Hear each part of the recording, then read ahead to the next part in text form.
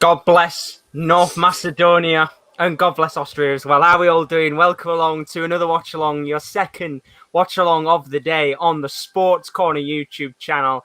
And it's time for the real good game of the day. Austria taking on North Macedonia. And I would say I'm delighted to be joined by, but we're going to be jumping in and out of the stream because we've had a few issues of trying to sync up, haven't we? Of course, if you live in the UK, you'll know ITV is a bit of a nightmare when it comes to pausing and stuff. So I'm going to be jumping in and out of the stream. And leading you for most of the game is, of course, the Austrian, or I would say Bundesliga connoisseur. He knows his Austrian very, very well indeed. It's Mr. KL. How are we doing? Oh, well, thank you for showering me with compliments to start the game. I'm doing absolutely fantastic now. Thank you very much. But yeah, as we mentioned earlier, a lot of Bundesliga players in this Austrian team. And I'm not sure if anyone put us as the ones to watch, but as you said, sneaky good game between two teams that could surprise people. Yeah, and of course, I'm a little bit ahead right now, so I'm not spoiling anything, but the North Macedonia anthem is fucking long. It's a long one, but it's a good one. They're all pumped up and ready to go for this game. And I think we both are as well, because we were saying in the other stream we did a moment ago, the England-Croatia one, that when you look at this is a very underappreciated game in terms of the context of the match, because Austria, apparently, from what they were saying, have never actually won a European Championship game, which is bonkers considering the team that they've got. This is what I said to you, I think it was during the England game, I said, I remember Austria last time they qualified, I was like, oh, this could be the sneaker team. And then they didn't win a single game, and then I was a bit like, well, this is embarrassing. But I think, again, they need to prove a lot of people wrong. And they've got the team to do it. And it's a nice warm-up game as well. Not a warm-up game, and not to disrespect Macedonia, but one of the smaller teams in the tournament, this could be a real confidence boost for that Austrian team. But you've got to keep Pandev out, haven't you? They have, yeah. And as we said, it is one of those matches where both teams have got a really nice start. They've got the easiest, I think, the two easy teams in the group, or the lesser-known teams, the more likely to not go through. With Netherlands and Ukraine, of course, facing off in a little bit later on today. I'm just going to turn that down so you can't hear it for now. We'll just go through the lineups very quickly before we start off the game in a few moments' time. By the way, I don't know if you've seen it, but the intro on ITV is fucking awful. Do you know what? Really bad. I haven't put it on just yet, but I can't remember which one was the one yesterday. Was it the one where Ronaldo's there and his heart beats out his chest? I know that's one of the... I don't know. I think it is. I think it was... I think it's the ITV one. Like, if you get a chance at some point, usually the intros for the Euros, the World Cup, they get you in the mood. They hype you up. Neither of them get me hyped. Like, I can remember the Russia one, obviously, like the BBC one. It was all nice and a boogie, a good dance song, and it's just no effort's been put in whatsoever. Nothing will beat Brazil. With the samba music, and even just South Africa had Waka Waka. Let's go to a carnival country. Bore all this off, man. Let's just That's the thing, isn't it? When you put it in 12 different nations, it's impossible to make a song for it because obviously you've got to try and fit everybody in there. But let's have a look at the lineups before this game starts, of course. 4-4-1-1 today for Austria. Of course, your side, Kale, that you're back in today. Daniel Batman's in goal, Watford keeper, of course. Going to be the Premier League next season. Back four, three of them, actually now two of them in the Bundesliga. Andres Ulmer of Salzburg is on the left-hand side. Martin Hinteregger, and the brand new Red Star Belgrade centre-back, Alexander Dragovic, just moved recently from Leverkusen. He's in the back line with Hinteregger. As I said, very good goal scorer. No doubt I think we'll see him crop up maybe once or twice in this tournament. Stefan Leiner, your favourite. He's brilliant. Brilliant. Absolutely. So much energy. I remember we saw some stats. Completed the third most sprints in the Bundesliga. He genuinely, his engine is unreal. But anyway. He'll bring tenacity to the game, which is what they need. And talking about someone who's tenacious and a very exciting player, David Alaba, who I've just realised, I hate my keyboard. It's David Alaba. David Alaba, playing on the left-hand side, of course. New Real Madrid player as well. Not a Bundesliga star anymore. Going to be a good tournament for him, you hope. Javier Slager and Konrad Laimer in the midfield, with Christoph Baumgartner on the right-hand side. I've seen it, Schalger. Honestly, I hate my keyboard. It's terrible. And then Marcel Sabitzer is the centre-forward today, and Sasha Kalajic is up top in the side. At least that one's pronounced properly. On the bench, you've got the likes of Ilsanka. Arnautovic is there. Gregoritsch and Baumgartlinger. There are so many players on the bench from the Bundesliga. It's endless, isn't it? You've got to admit. Yeah, they've got a lot of good, talented players, and even on the bench, you like Grilic, Gregoritsch, Baumgartlinger, all ply their trade in the Bundesliga, as does Ilsanker. But that's a really good bench. You know, we talked about the talent of Switzerland, and we're not sure who they could bring on. I actually think Austria have a decent squad in terms of, I think everyone's on a similar level. David Alaba is obviously the one standout, but apart from that, I think it's a very good team. Yeah, they've got a lot of players. I mean, Arnautovic, for example, a player that can come off the bench and make a difference. Be interested to see whether he does or not. Very quickly before we go to the North Macedonia team, game has started.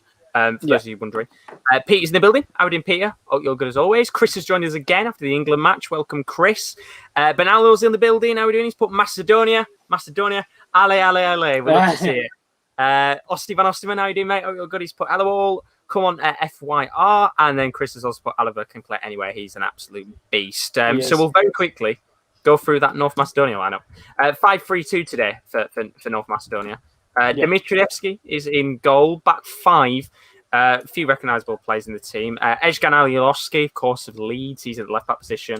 The three centre-backs are Vizar Musliu, Darko Velkovski and Boban Nikolov, with the right-back being Stefan Ristovski, former Sporting player, now at Dinamo Zagreb in Croatia. Midfield three, very creative midfield three, I have to admit. Enis Bardi of Levante from La Liga, brilliant player on his day. Arian Ademi, another player from Dinamo Zagreb, is in the midfield alongside Elif Elmaz, the Napoli player. He's going to be very exciting to watch in this tournament. And then up top, Alexander Trzaskowski, former Palermo man, and Goran Pandev, the very soon to be 38-year-old, the man who was in the treble-winning Inter team of 2010. Fun fact for you, I think they were saying before this game started that when Elmas was born, or it was something like, I'm trying to think what they said off the top of my head. It was some stupid fact that Pandev was playing when Elmas was born. It's insane. Which is unbelievable when you think of it. It's a crazy, crazy long career. But, of course, that's the lineups very quickly before I let Kieran take the wheels. Head-to-head, they've only actually ever faced off 2 times before. Both of them were in qualifying for the tournament, funnily enough. 4-1 win for Austria in the last game they played off against each other. That was in 2019. So maybe a chance for Macedonia to avenge that result and get a win. Yeah. And then, of course, head-to-head, move on to one to watch. There's only one player could be the one to watch. It's Mr. Goran Pandev. Never played at the Euros before, neither of any of them. First time North Macedonia have made it. He's the first Yugoslavian player ever to score 100 Serie A goals. So, nice little fact for you. It's a nice little surprise as well, to be honest with you. As he is, but also, Josh, I really wish that Macedonia could be in Russia's group, because then we could have seen Yuri Zirkov versus Goran Pandev in like the world's oldest matchup ever. But unfortunately, we don't get that. That's the thing. I was looking this morning to see who are the oldest players in the tournament. There are 3 players. Pandev is the oldest player of them all at 37. Yuri Zirkov is second, also 37. Third? Oh, third. Scotland. Charlie Adam? Has he made it? Craig Gordon has gone with them.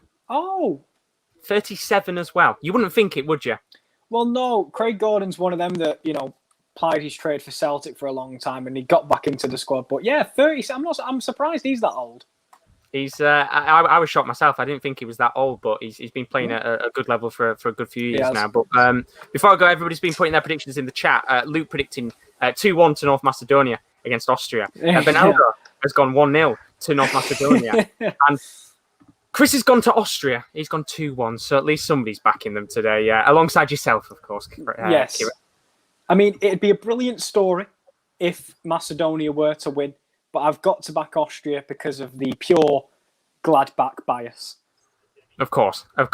Now, what I'm going to do for now is because I'm a minute ahead of Kieran, I don't want to spoil anything for him. I'm going to jump off and hide in the background, but I'll be coming in every once in a while when Kieran requests me to do so. I'm like the wish out here, and I've got 3 wishes for you. But for now, Kieran is going to take it away, and hopefully we have a good game. What's your prediction for this game? Before I go? I'm going to back it. I'm going to go 3-1. To Austria, as I said earlier, but we'll have to see, because I'm a little bit nervous. I told you, Macedonia have nothing to fear That's the problem. I'm going to go 3-1 North Macedonia because I've heard those Macedonian fans saying he's coming home. The trophy's going to be lifted by Pandev at the end of this tournament, but we'll have to see for now. But I'll jump off and I'll see you in a little bit. Thank you very much, Josh. Thank you very much. So it's left with just me at the moment for the rest of this game, and I will warn people in advance that I am at about 4 minutes 30 in the game. So I will be a minute behind. If I get to your comment a little bit late, because maybe I've not seen that moment in the game yet, I will let you know. But we are creeping up on 5 minutes to go in this game. And to be honest with you, not much in the way has happened. I saw Macedonia coming forward earlier. Trajkovski giving away a foul on the ever excellent Stefan Leiner. But now it's Austria's turn to come forward with Sabitzer on the left-hand side. His cross goes wayward. As Chris puts, people need to be honest on their predictions and not get carried away. To be fair, Chris, maybe people honestly think that Macedonia are going to win this game, because who'd have said, obviously yesterday was a few different circumstances. However, Finland did pick up the victory against Denmark. As Reece says, he doesn't think it's that serious. As I think Daz has gone with 3-2 Austria as well. He's gone 3-2 with Austria. And I tell you what, if we can get that many goals, I will be absolutely buzzing.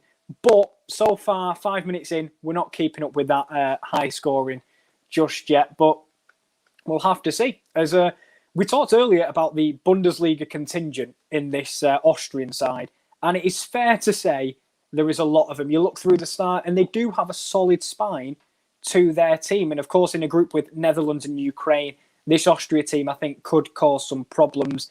Maybe sneak through in second, because Netherlands are a talented team, but me and Josh have voiced our concerns of Frank de Boer before, and I'm pretty sure we'll voice them again, maybe in Rowan Stream later. But it is Macedonia on the right-hand side. Trajkovski squared up against Alaba, new Real Madrid signing, as Josh previously mentioned. He's on the right-hand side, doing well. But Daz has put, "Hi, Kieran." Hello, Daz. I hope you're all right. I am happy that we won.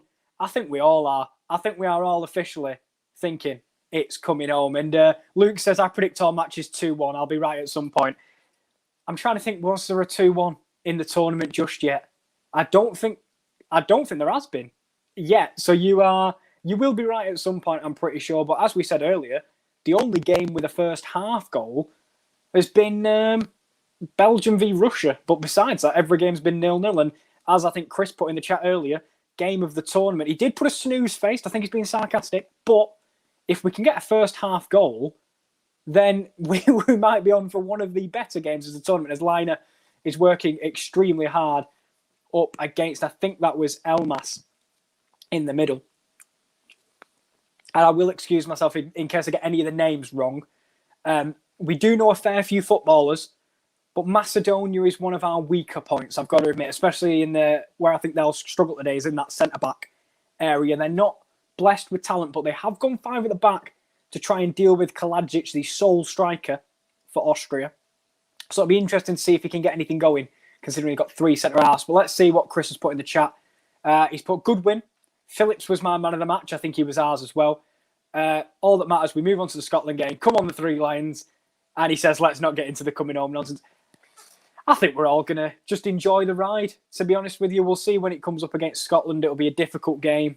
I think Scotland is a tough task, a more tough task than they have been in previous years. And they've known to cause us problems, as we've talked about earlier. The 2-2 game with Lee Griffiths caused us a few problems, but we'll have to see. As Daz has put something about Blackpool North. I'm not aware. I think it's darts. Josh, if you was in here, he'd tell me, but I'm just going to say it's darts, and he doesn't have to come in. I'll tell you what, Josh, if you want to come in around the 15-minute mark, and we'll give a reflection of the game, if you can hear me, then that should be all right. As good to see everyone in the chat. I hope you're doing well, and I hope you're enjoying the Euros content, because we will have... It looks like we've got pretty much every game covered at this point. We can't confirm if it will be, but most of them will be anyway, as Austria have some safe possession in their own half. And a man that could unpick the defence is Marcel Sabitzer, who had a brilliant season at Leipzig, being linked with a move to England. He goes long to Sasha Kalajic. Not Sasha Kalajic, my apologies.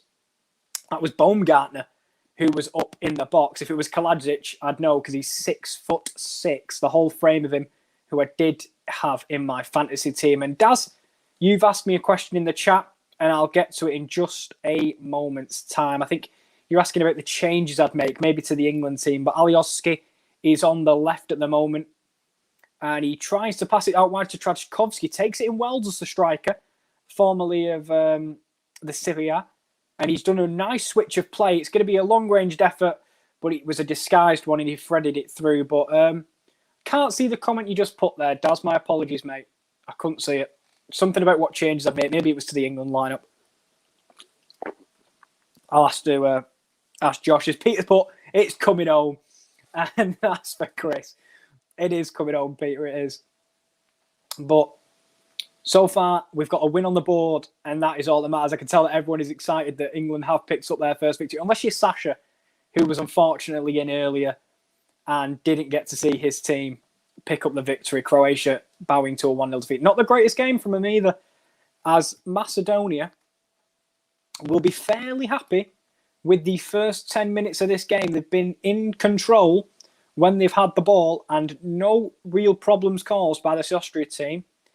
And I think it comes back to what Josh said about the possibility of Austria maybe getting a bit nervous on the biggest stage and not performing to their best ability, because they have the players, and no qualms as of yet. But if they do have a poor tournament, this could be the golden generation for Austria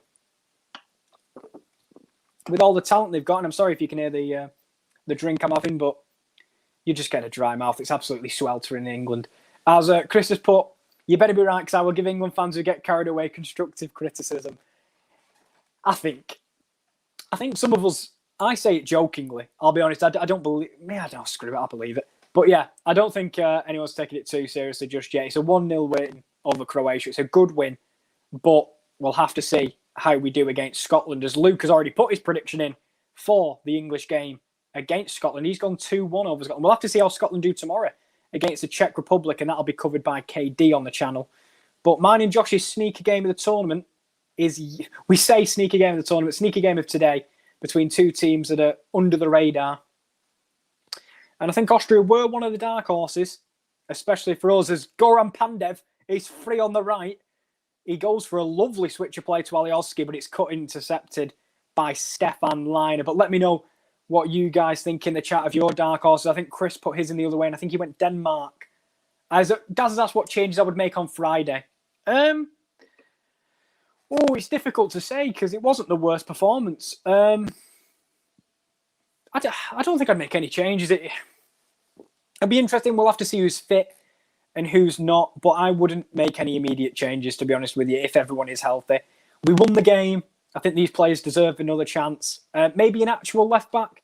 Trippier on the left wasn't really questioned defensively.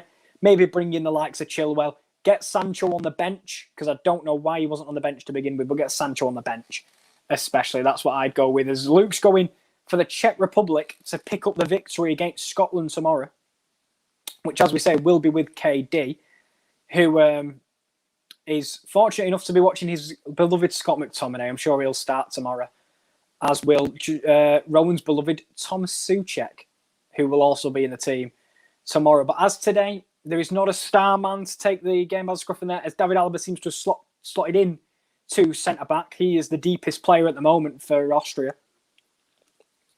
As Rowan's in the chat, and he's just put my name in a lot. He's just put KL. It's nice to see you, Rowan, mate. It's been a while. Honestly, it's been about 40 minutes since I last seen you, and it's nice to see you in the chat.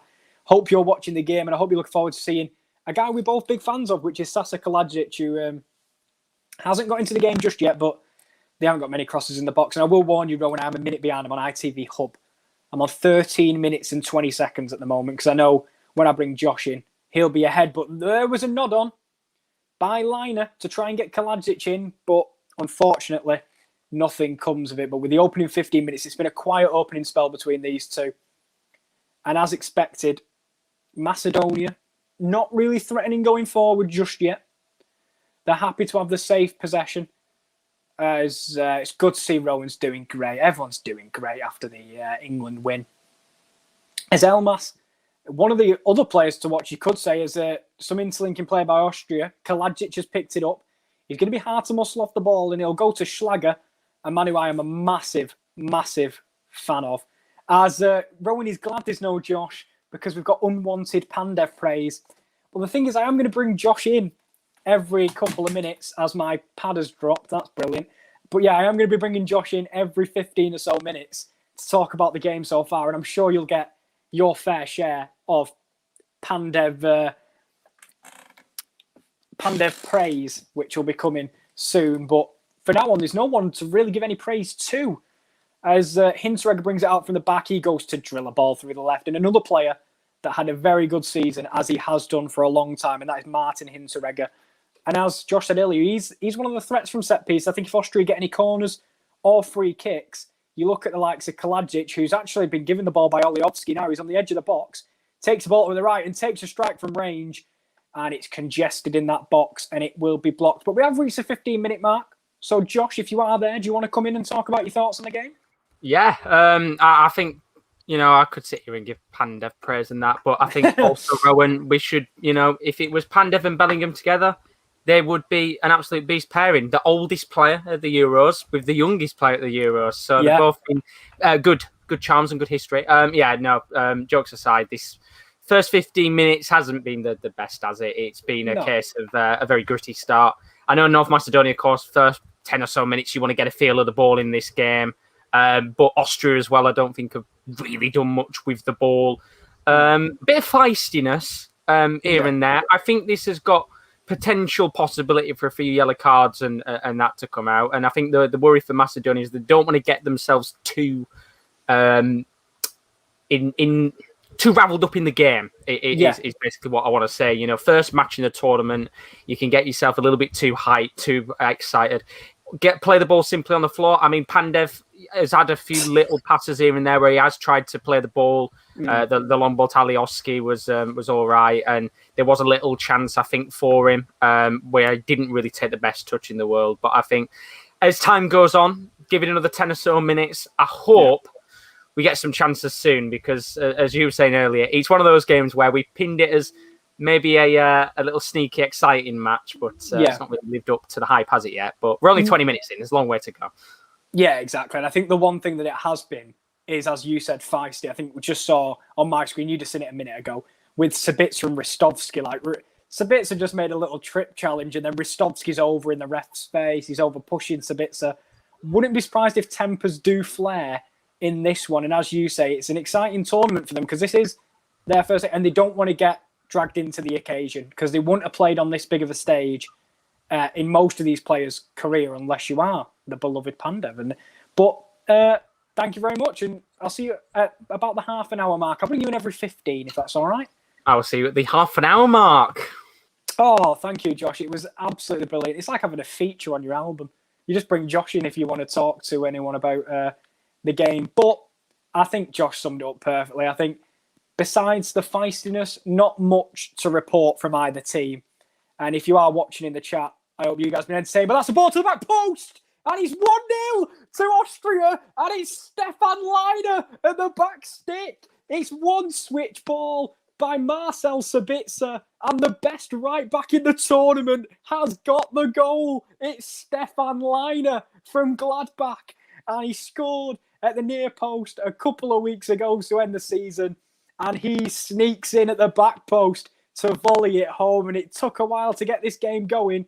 But Austria there, and it's a wonderful crossfield pass by Sabitzer. He picks out a inch-perfect ball to Leiner.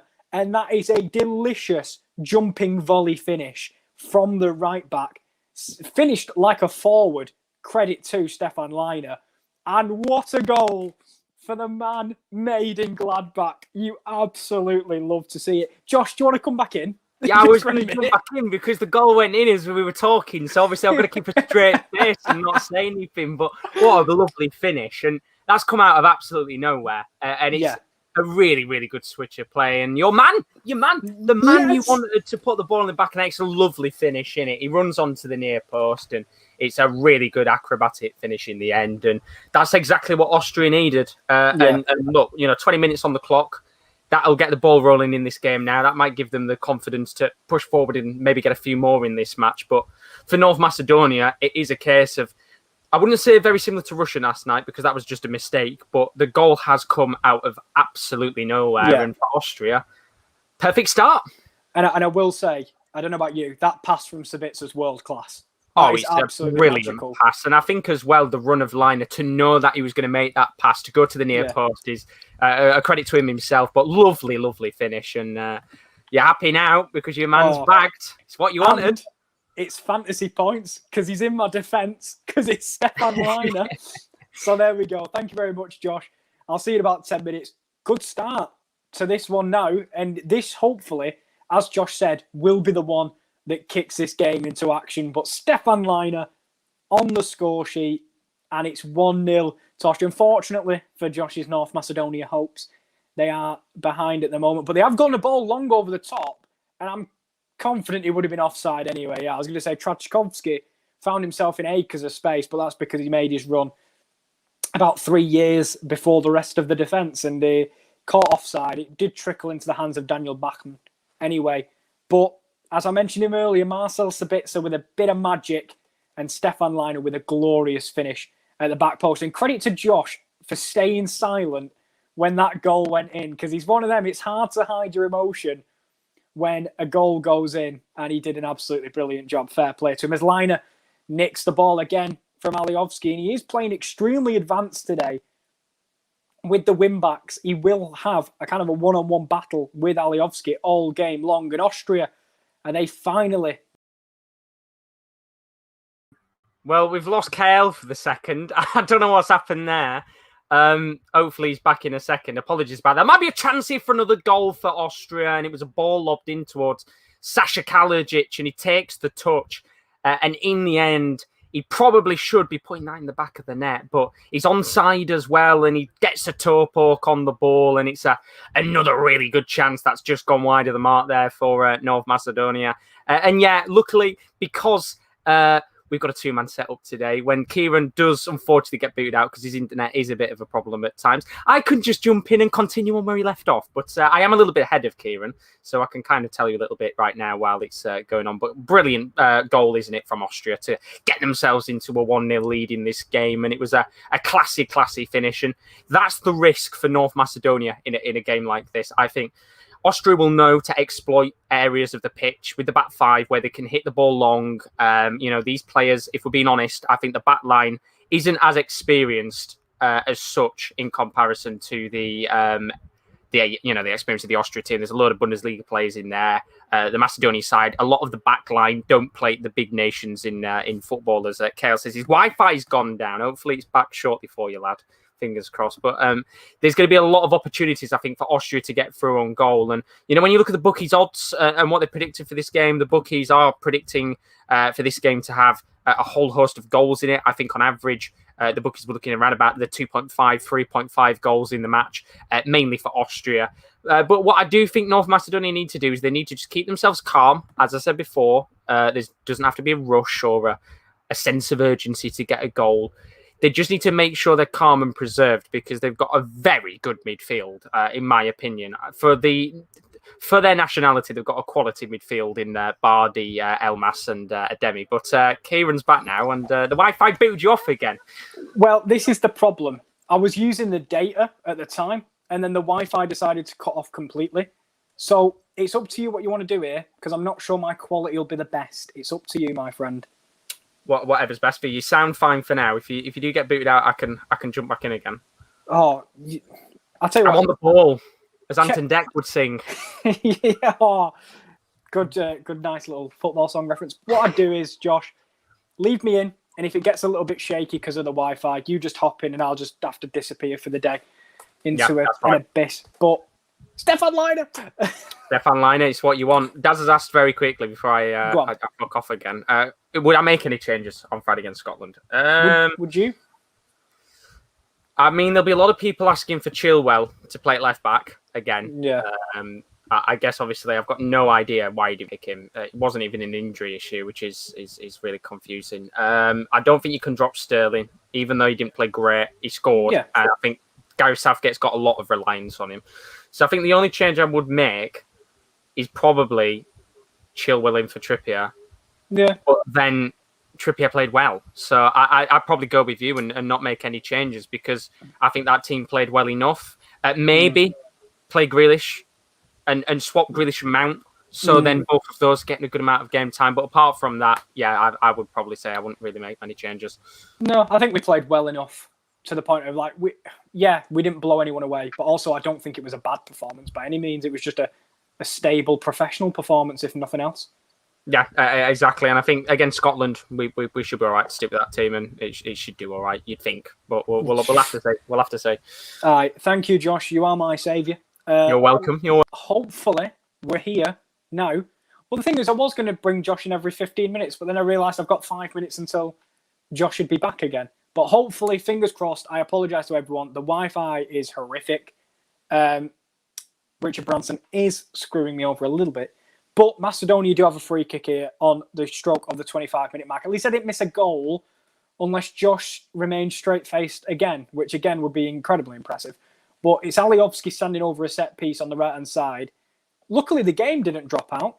The game stayed playing in the background, but they have got a lot of tall players, do Austria, and we are relying on them here to get the ball out. But Aliovski, it looks like it's going to be an in-swinging cross from the right-hand side. Someone went early. It's over the head of Kalajic, and I tell you what, wasn't convincing, but I think it's a foul in the box anyway. And for a team that had a lot of tall players, needed a little bit better communication there from their captain Alaba. Some of them didn't know whether to drop or stay, and Kalajic left the ball, and it was ended up headed away brilliantly by Baumgartner. But as we said earlier, not convincing from the Austrian defence. And this is the problem for them. They've tried to switch the play there. And Liner will try and get onto the end of it. I think it'll just go out of play. For as good as he is with his stamina, sprinting-wise, he's not overly quick. He's fast, but he's not going to keep that in by any means. And now it's a good header forward if he can keep it in. And it's a good attempt by Baumgartner to keep it in. He backheels it, but it will go back to Macedonia, who have possession deep in their own half. But as I say, apologies to everyone if I did drop out. And if I do miss your comments, hopefully Josh puts a few up if they do come up, because I'll try and get to as many as possible. But not the worst start to this one. It took a while to get going, but the last 15 minutes have had some action indeed, including the opening goal of the game from Stefan Liner. And it's an attempt at a switch here from Macedonia. It's a risky play. Sabitzer closing down the fullback, but is cleared. As Daz has asked, who's the man in the something? I can't quite see. I will try and have a look for you in just 1 second. Who's the man in the middle? I mean, officials. I've got no idea who the official is, Daz, mate. As I'll tell you what, Trachkovsky was in one-on-one. Backman's lost it, and he's 1-1. It's Goran Pandev! It's Goran Pandev! And he's 1-1. And Josh, if the first goal was out of nothing, this is out of 0. I mean, it's a culmination of errors. The keeper drops the ball, and a player of Pandev's quality, who's played for so long, knows where the ball's going to be, and he's just in the right space at the right time. And I mean, it was inevitable. The story was written for Goran Pandev to get a goal in this tournament. And just like that, I mean, North Macedonia. Louis said it in the chat. He said, Pandev masterclass coming. You were right, my friend, because Pandev scored. Come on. I tell you what, all you need is some Benny Hill music. That was unbelievable. And maybe that's just Austria's bad luck. It genuinely is Austria's bad luck when it comes to the Euros. I don't know what it is, but they seem cursed in these tournaments. Absolutely cursed indeed. And I mean, I had a look earlier. They didn't even qualify for the World Cup in 2018, which I was actually quite surprised about, because they are a very good side on the day. They've got good players in there, but Goran Pandev doing what he does best. And that is a beautiful goal for all North Macedonians out there, because, I mean, to get to this tournament for them was a massive, massive achievement. But to actually score it's beautiful. You're on mute, by the way. Because I could hear an echo.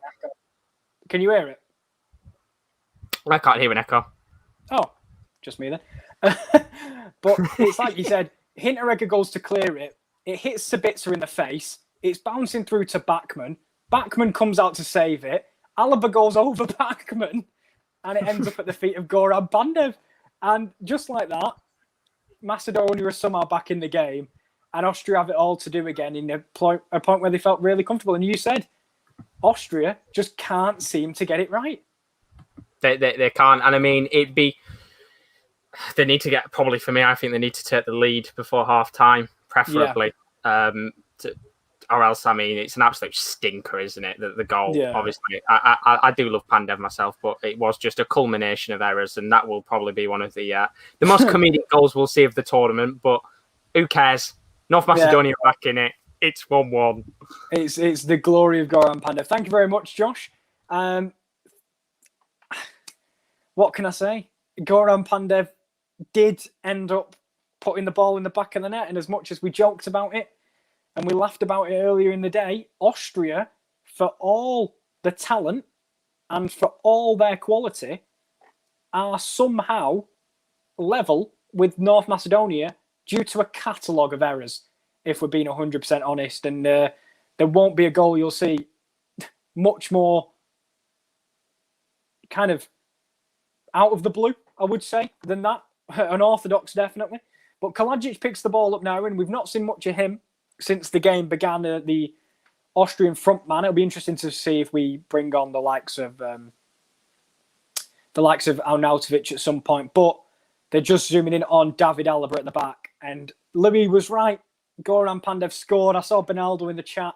He was absolutely buzzing that Pandev put the ball in the back of the net, and the Austrians have it all to do. And we said earlier, me and Josh, we said this could be the sneaker game no one's talking about. And it has produced, it's fair to say, with 1-1 within 30 minutes. And I think Daniel Bachmann, they're just zooming on him now, he's got to do better. It's a slippy surface, but I'm not going to use rain as an excuse like Ty from AFTV. He's just got to keep hold of that ball. He's going to come out and make it his. And if there is one weak point in this Austrian team, you could look at the goalkeeping position to say they're not exactly blessed with the best. But Bachmann now with the ball at his feet, playing it to the back three, and the fans' favourites, Macedonia, are back level in this one. I'm not quite sure how, but they've definitely given as good as they've gave in this game so far. They've definitely not been outshone and outclassed by this Austria team, which is a surprise, but it could go back to the lack of confidence they have at the tournaments because they just can't seem to get it right. But long time to go in this. Is still an hour to go in this game, so I wouldn't be surprised if they are able to pull it out of the bag late on. But it's Macedonia who are putting the pressure on. It's Ristovski on the right. He'll play it back to Enis Bardi, who, as Josh mentioned earlier, one of the more creative players from Levante, can play out on the left, can play in the centre as well. But an awful switch of play by the Macedonians, but it's not being punished by Kalajic. Not the quickest of strikers. He's definitely in the game for his aerial ability rather than getting in behind the defence. But if you're a Macedonian fan, as most of the chat were for some reason, you'll be very happy with the way this game has gone so far. And the fact you are in the lead with you are level with half an hour played. And for Rowan, who came in not wanting to hear the Pandev praise, you've got to give him some. You've got to give him some. He was in the right place at the right time to finish it off. And that is what 2 decades in the game gives you. But it's a lovely bit of play there by Baumgartner and a bit of nervousness from the Macedonian defence. And Ristovski just passes it back and plays it out for a corner. And as I mentioned earlier, this could be where I think Austria should make their height pay with the back three. Alaba off to take the corner. You've got Dragovic, Kaladzic, Hinteregger. Some taller midfielders. Sabitza's a relatively tall midfielder, or he could pick up a second ball. He's there at the near post. Hinteregger at the back and Kalajic's in the middle. Line is in the box as well. He's made a few near post runs for Gladbach in the past. They're lining up on the edge. And Alaba is going to eventually whip the ball in. I'm waiting to see it now.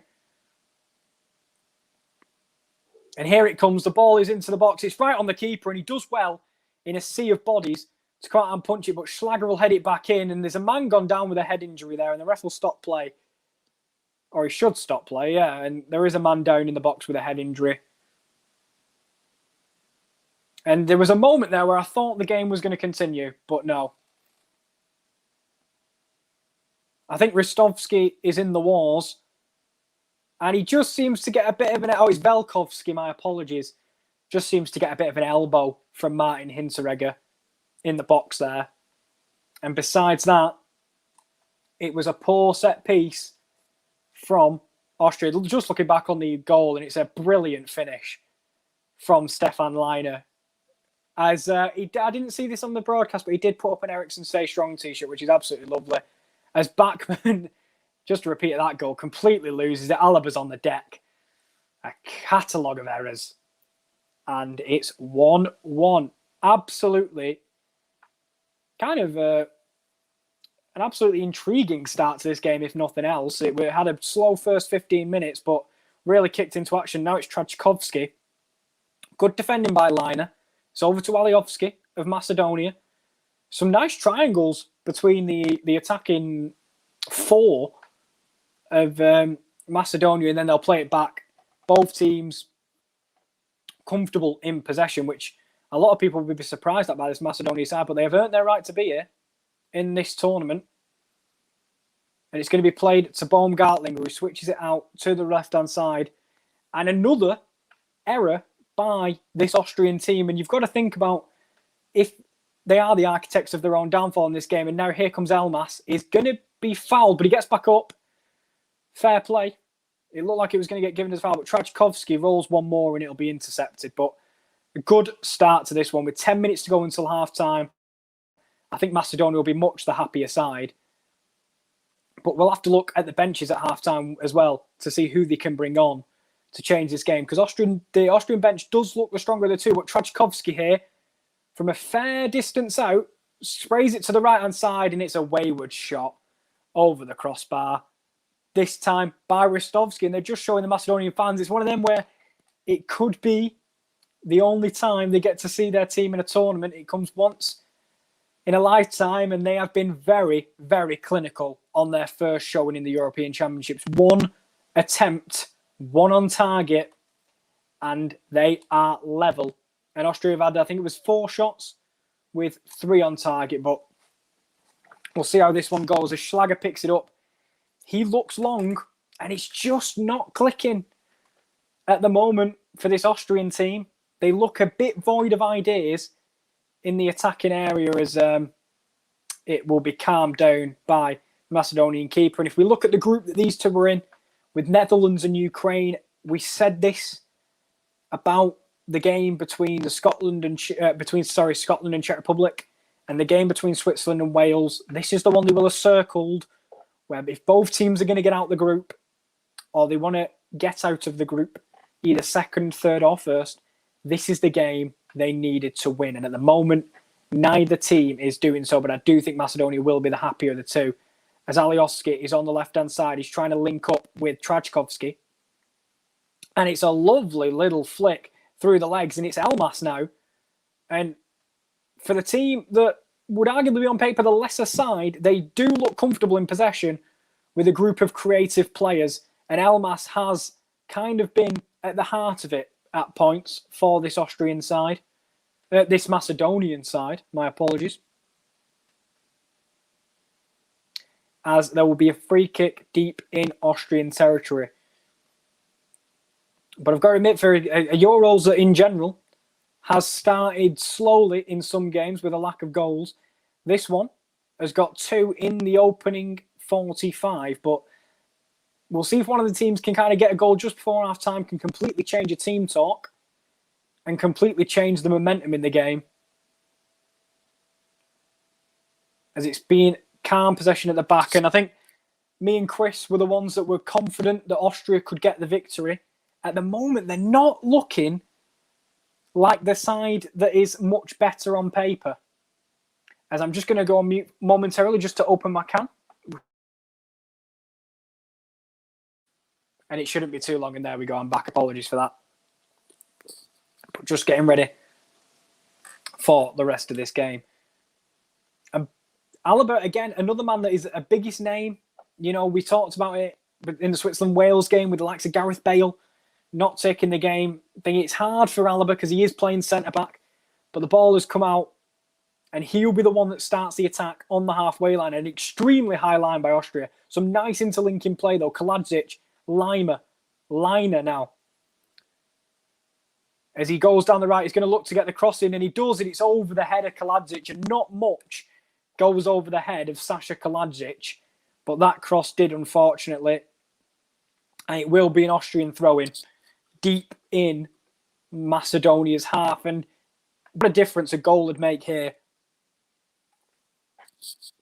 for this Austrian team and the confidence of this nation who'll know about the record they have in major tournaments.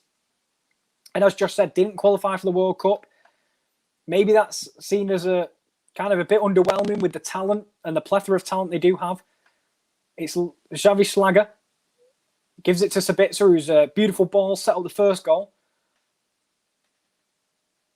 And it's all on the edge of the box at the moment, as there's a man down in the box, and I think it's Baumgartner, and I think he's looking for that. He just seems to run in to the Macedonian defender. And he is lay on the back. I think he was one of them. The ball was into the box. Oh, a nasty collision with the shoulder of the defender. I think the defender stops his run as the ball looks destined to go out of play, and Baumgartner kind of hits in to the shoulder of the defender. He's still down on the floor at the moment. I don't know if the medics have been called. I think it's one of them where we will be able to continue as he's back up on his feet now, and that's good to see. But we are close to half time in this game. Can't imagine much additional time apart from the 2 goals. And we said it'd be a feisty start. I think that feistiness has dropped off a slight bit in this one.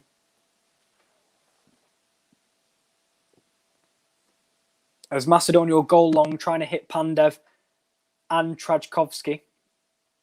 And Trajkovski will give away a free kick. And another head injury, and this time for Alexander Dragovic, who is rolling in pain.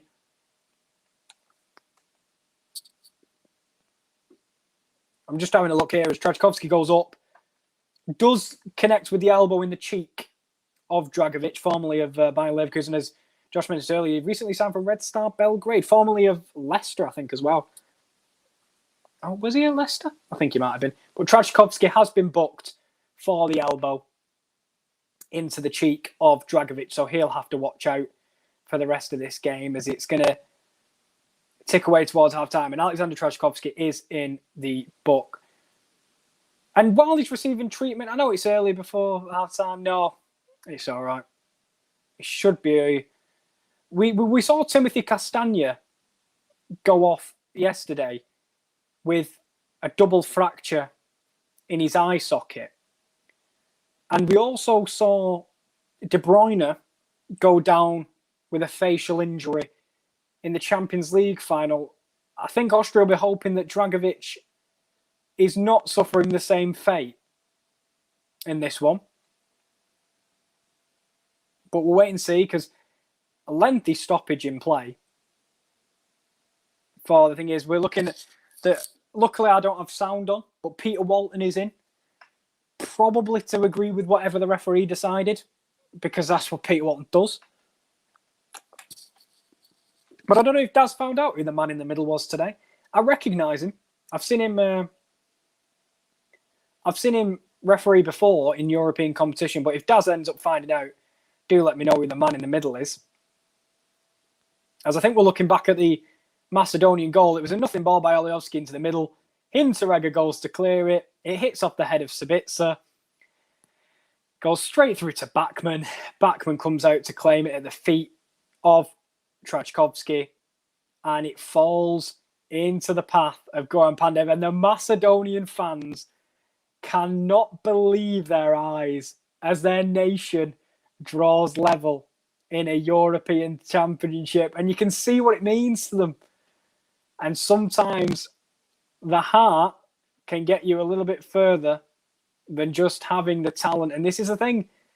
Austria do have the talent, but Macedonia look like the more tight-knit team in this first half, and they have given as much as they've got, but it's a touch in the middle. Baumgartner is going to be tackled, and it will go out for a throw-in. It was Velkovsky's tackle. Now, I do think there will be some additional time because of the Dragovic injury, but he does look fit enough to come on. He's got he's got Vaseline under the right eye, but we've all watched Dragovic play before. He is an absolute warrior, and he will probably be all right. As a nice switch again by Sabitzer.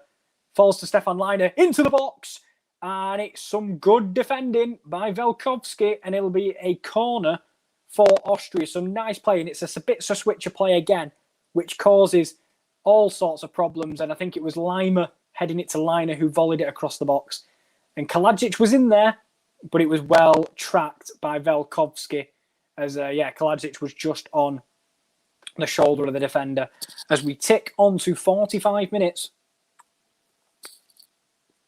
Not sure how much additional time there will be. As Alaba whips the cross in, it's going to be cleared at the near post. 2 minutes additional time. And it will be a throw-in for the Austrian side, who will feel like making of their own problems, really. Architects of their own downfall, I apologize. With the way they conceded that earlier goal. There's a minute and a half to go in the game. And it's a short throw-in. The ball's on the left-hand side, and it'll be another throw-in. So looks like they're going to end the half deep in Macedonian territory, but they will love to get that second goal to kind of calm the nerves of the Austrian players, because they look like a team that have the facilities to win the game, but they're just not on the same page at the moment, as the ball will go back to Bachmann, and he'll do a lofted clearance, and it's going to fall to Sabitzer. This could be it with 1 minute to go. It's Ulmer on the left-hand side, back to Spitzer. He's going to go for that switcher play again. They've clearly worked on it. Liners up. It's a decent header by the right back, and that is clearly the game plan by the Austrians. That switch of play, when Liner is on the overlap from Sabitzer, is what they've had the most success with. And I've got to admit, he's probably been their best player, and that's no bias aside either. As the ball's up in the air, with about 30 seconds to go, it will be another Austrian throw-in. And it looks like this is how the first half's going to end, with some Austrian pressure, but not enough pressure to trouble the goalkeeper. And in terms of clear-cut chances, Austria haven't mustered many, and neither have Macedonia. And that'll be a throw-in to Macedonia. And I think that will call half-time. And I'll bring Josh in. Josh, your thoughts on the first half, my friend? It's a weird first half. It is the masters of disasters, I think you could say, for Austria. I think we've gone from what was the best goal of the tournament so far in terms of the assist and the brilliant finish from Liner to one of the most bizarre goals I think we'll see of this tournament. Just a calamity of errors at the back. And the more I see the goal, the more grateful I am for Trakovsky, because the touch he gets on the ball, the very slight, minuscule touch he gets while the goalkeeper's got it in his hands, just takes it away from him. And then, of course, Goran Pandev, right place, right time to put it in the back of the net. And it's one of those games where, technically speaking, it hasn't had a lot in it. There's not been a great deal of chances at all. But it's had 2 goals. And it's a weird one, because it's not a bad game, but it's not a great game. And I think Austria, when we look at their side of the game, brilliant first goal, as you said, a world-class assist from Sabitzer, who, let's not forget, I believe is in the market potentially to Leipzig. And maybe something stupid like a €15 million price tag. Mm-hmm. Everybody should be swarming around him, especially when he's doing things like that. But on the other hand, I don't know what it was with the defence. It just switched off for a second. And North Macedonia, as I've said before, they've been able to play with a bit of freedom in this game. And I think they've done what Turkey and Wales didn't. And that's attack the game. Don't sit back, try and defend and hit on the break. When you get the ball, they've tried to slowly build up and push up the pitch. And it worked for the goal because of a few lucky moments for them to lead it. But I think as this game goes on, it's a real shame that they don't have many other players on the bench that could come on and do something. They just have got a starting 11, which is good, and then some bench players that I don't really know much about, so I can't really say much about whether they're talented or not. But obviously, they're not playing at a high level, so you'd assume they're either young or not as experienced. And I think North Macedonia, they could get something out of this game. They've got a chance, but it all depends on what Austria do in the second half, because I don't feel like it's inevitable for Austria to score. No. But it could happen. It's just how they play the second half out, because it's a strange game, this one. Yeah, I've got to admit, I think Macedonia have looked fairly comfortable.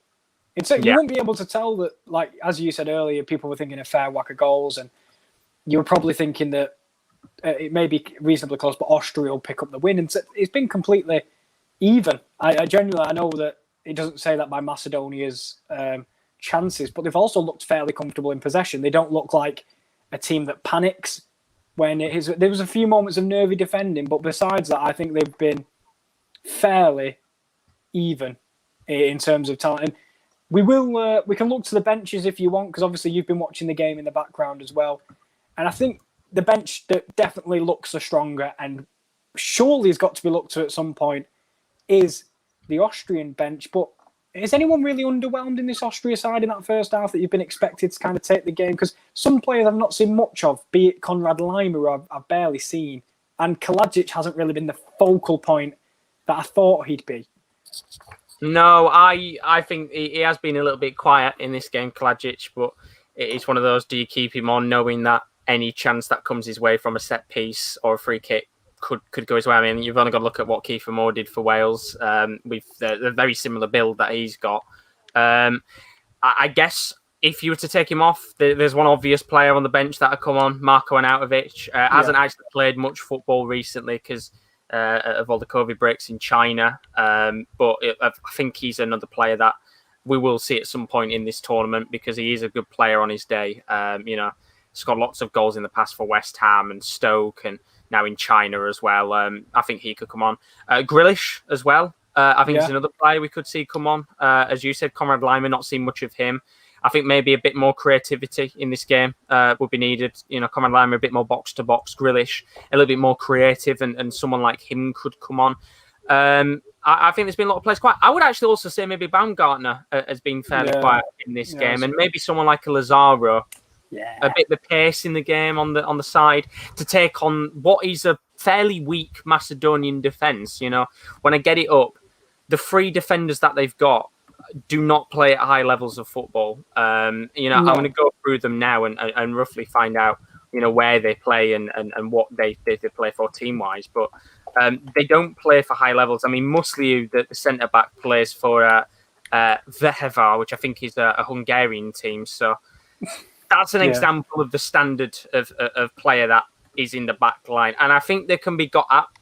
We've seen, especially with that first goal, which I'm just seeing now again on my screen, you'll see it in a minute. It is an unbelievable assist. I mean, that will actually, I think, go down probably as maybe the assist of the tournament. And we're only on day number 3. But it is one of those where I think for Macedonia, you see on the bench, there aren't many recognisable players at all. In fact, probably not any recognisable players to any person who maybe doesn't watch a great deal of football these days. I think the only player that I see as a potential candidate to come on in this game is Darko Cherlinov. That's the only one I recognise. Yeah, that's the only one I recognise. Yeah, he could maybe come on at some point and maybe make a difference in this game. I think if they want to get a little bit more pace in there, then he's a decent player to bring on.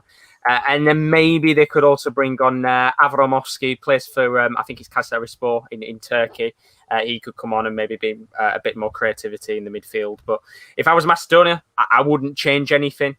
If I was Austria, I don't think they'll change anything for 10 or 15 minutes, but I think changes will come fairly quickly if nothing changes in terms of the actual play in the second half. Yeah, I think it's one of them where also you look at the Austrian lineup and, well, it's changed in game because they have gone 3 at the back. Alaba has been the deepest point at times, and I do think it's got, obviously Baumgartner is not an out-and-out winger. I think they've gone Liner as a right wing back, Ulmer as a left wing back, and the others are all fairly narrow. But if you do bring on Lazaro and you do go with wingers, I think they're comfortable enough to go 4 at the back. And then you can double up on the right-hand side and left-hand side and do have Lazaro and Liner linking up. They've done it at club level this season. And as you said, maybe go 1-1 with Sabitzer in behind. I think Sabitzer's been brilliant. I think Schlager and Lima have not really been involved, but Sabitzer has got his foot on the ball and created things. So I do think they're comfortable enough to go 4 at the back. Because a 5 against this Macedonia team is a bit conservative, maybe, because I think the game's there for them. Yeah, I'd say they need to take a few more extra gambles. I think you can against this North Macedonia team because, as much as we've joked about Pandev and Tchaikovsky and that up top, they are going to miss chances. They're not the most lethal strike force in all of the nations that are playing. Whenever they do get chances, they will miss a few extra chances that maybe some of the top nations won't and they put away. But I just think Austria maybe need to gamble a little bit. They could go to top, as we said before, and maybe bring Arnautovic on, put Sabitzer a little bit deeper, which I wouldn't do because I think he's played brilliant up top in that kind of false 9 position. But you could bring on Arnautovic, have 2 up top, start pinging balls in. But I just think they need to gamble more than anything because right now, as you said, if they go 5 at the back, it's way too preservative against a team like North Macedonia. You've got to go for it. And as you said before, let's not forget, both these teams have still got to play Ukraine and Netherlands. Yeah. Both games that you would expect both teams to lose. So this needs to be a must-win. Yeah, I think Austria, obviously, arguably, the favoured side. And I think they're one of the teams that they need to win this game. They can't leave this game with any regrets because I do think they'll be competitive against Netherlands and Ukraine, but then you are forcing yourself to have to win 1, if not 2 of them games, and then this looks like a real missed opportunity for, as we mentioned earlier, a side that has underperformed at national level, for my opinion, anyway. Yeah, and with the game itself, I think what we talked about earlier with North Macedonia not necessarily having much of the ball but dominating. That's how they work, especially against the big teams. They're so used to not having possession that they tend to do better without it, which is mad to say, but they are more clinical when they've got few chances on goal. And I know it kind of it backtracks on what I said 2 seconds ago with Pandev and Tchaikovsky maybe missing chances. But, of course, against the bigger teams in these types of games in the Euros, they are probably going to feel a lot more pressure on them than they would have in the qualifiers and that, which is why I do think they will miss extra chances that maybe they wouldn't in qualifying games and things like that. But I just think Austria need to take it to them here because there is a real chance North Macedonia could come out with points if they don't change the game up. And I'd love to see North Macedonia and Finland get through. I don't know if there's any possible way for them to both come up against each other, because that would be a very hipster round of 16 fixture. Just one of those 2 teams making the quarters would be incredible, but it's early days. I'm not sure who, because obviously we look at, let's be fair, in this country, and I think Modric said it before today's game, the media is so focused on our team. We only know our kind of thing is, but I don't know who these winners of these groups face. I'm not sure. I'm just having a look now to see who faces who from the groups, just to get a rough idea of who they would face. Of course, I would guess they'd finish 3rd. I don't think they'd finish 2nd or 1st, unless Netherlands have an absolute shitter. But if they were to finish 3rd in their group, they would go on to face Austria. I didn't put Austria to actually finish out of the group. So let's say they finish 2nd and they got Ukraine. They would come up against the winners of Group A, which would probably be Italy. So we'd have Italy versus North Macedonia, which would be quite an interesting game. Attack v defence. Yeah, and the way Italy started the game, I think it'll be a much different test than this Austrian team. But speaking of other games, Josh, as Louis just absolutely loves poker, just absolutely loves poker. If you could take us through what's coming up on the channel in the next coming days. Yeah, we've got quite a few games coming up on the channel now. We weren't actually going to have Netherlands-Ukraine earlier on today, but Rowan has very kindly requested he'll do it. So Netherlands-Ukraine is the next game of the day. That's all 3 games covered. Rowan will be live at 5 to 8, so we've literally got about an hour and less than 2 hours to go, and it'll be live for what should be a brilliant match. Really looking forward to that game. Monday afternoon, Scotland against Czech Republic. That's from 5 to 2 with KD. That's the other Group D game after England beat Croatia today. Spain against Sweden. That'll be on the Monday night at 10 to 8. Of course, that'll be an interesting game, especially having no idea who's going to be in the Spain squad with the COVID outbreak. Hungary Portugal is then on Tuesday, 5 to 5. Should be hopefully a very good game, repeat of the Euro 2016 Classic. And then the final game of match day 1 sees France against Germany, 10 to 8. That's with KD. That should be a brilliant fixture to watch. But that other game, Kieran, Netherlands-Ukraine, I am really excited for that one as well. I'm not going to lie. I am. I think that's going to be a game which we definitely I know we said this one is like a sneaky hipsy. I don't think that's a sneaky one. I think a lot of people said Turkey were the dark horses, and I mentioned earlier that the likes of Ukraine could definitely be people's dark horses. I think under Shevchenko, they look a formidable team. Yeah. And I think this Netherlands team is one of the biggest kind of shrugs. Genuinely, I don't mean like no one knows what we're going to get. I think they've got good individual talent players, but are they good enough players to play under pressure? So take Depay, for example, on a national level. Stellar player on his day. We know what he can do for Lyon. Can he do it under pressure? And funnily enough, it's 7 years to the day that Netherlands beat Spain 5-1 at the World Cup. 7 years to the day when they beat 5-1. Depay scored that day. Of course, we've got the Van Persie header. So whether or not history repeats itself wouldn't be as exciting because, of course, it's not as big a nation with Ukraine. But be a good way to start the tournament, wouldn't it? It would definitely be. That would be the one that kind of announces them on the scene. We saw Italy's performance in that opening group game. Everyone kind of stood back and went, we'll take notice now. That's kind of the one thing where it's like, games like that. Unfortunately for us today, England, yes, we won, but I don't think we went, we're here. Whereas Italy did. Belgium, I think last night, they did as well. They really announced themselves on the scene. So we'll have to see. I'm not sure I see it with this Netherlands team. As you say, some good individuals, but in terms of a team, I'm not confident that they can go very far. And as we mentioned, the manager, but we'll stop talking about him now. I think as well with a lot of the bigger nations is those teams like England, Italy, and Belgium. They do need to go out there and show what they can do now, because let's not forget, 3 of the biggest nations are all in the same group together. I mean, that group, I'm still in disbelief at the fact that we've got the 3 of the biggest arguable nations playing off against each other in the group. That's got to be the toughest group I think there's ever been at the Euros. I don't think there's been a tougher group than that, personally, to predict. Portugal's one of them teams, everyone likes to write them off. And last time, everyone writ them off and they won the tournament. So we will have to see. As I'm just trying to get my game up. Lienhart from Hoffenheim.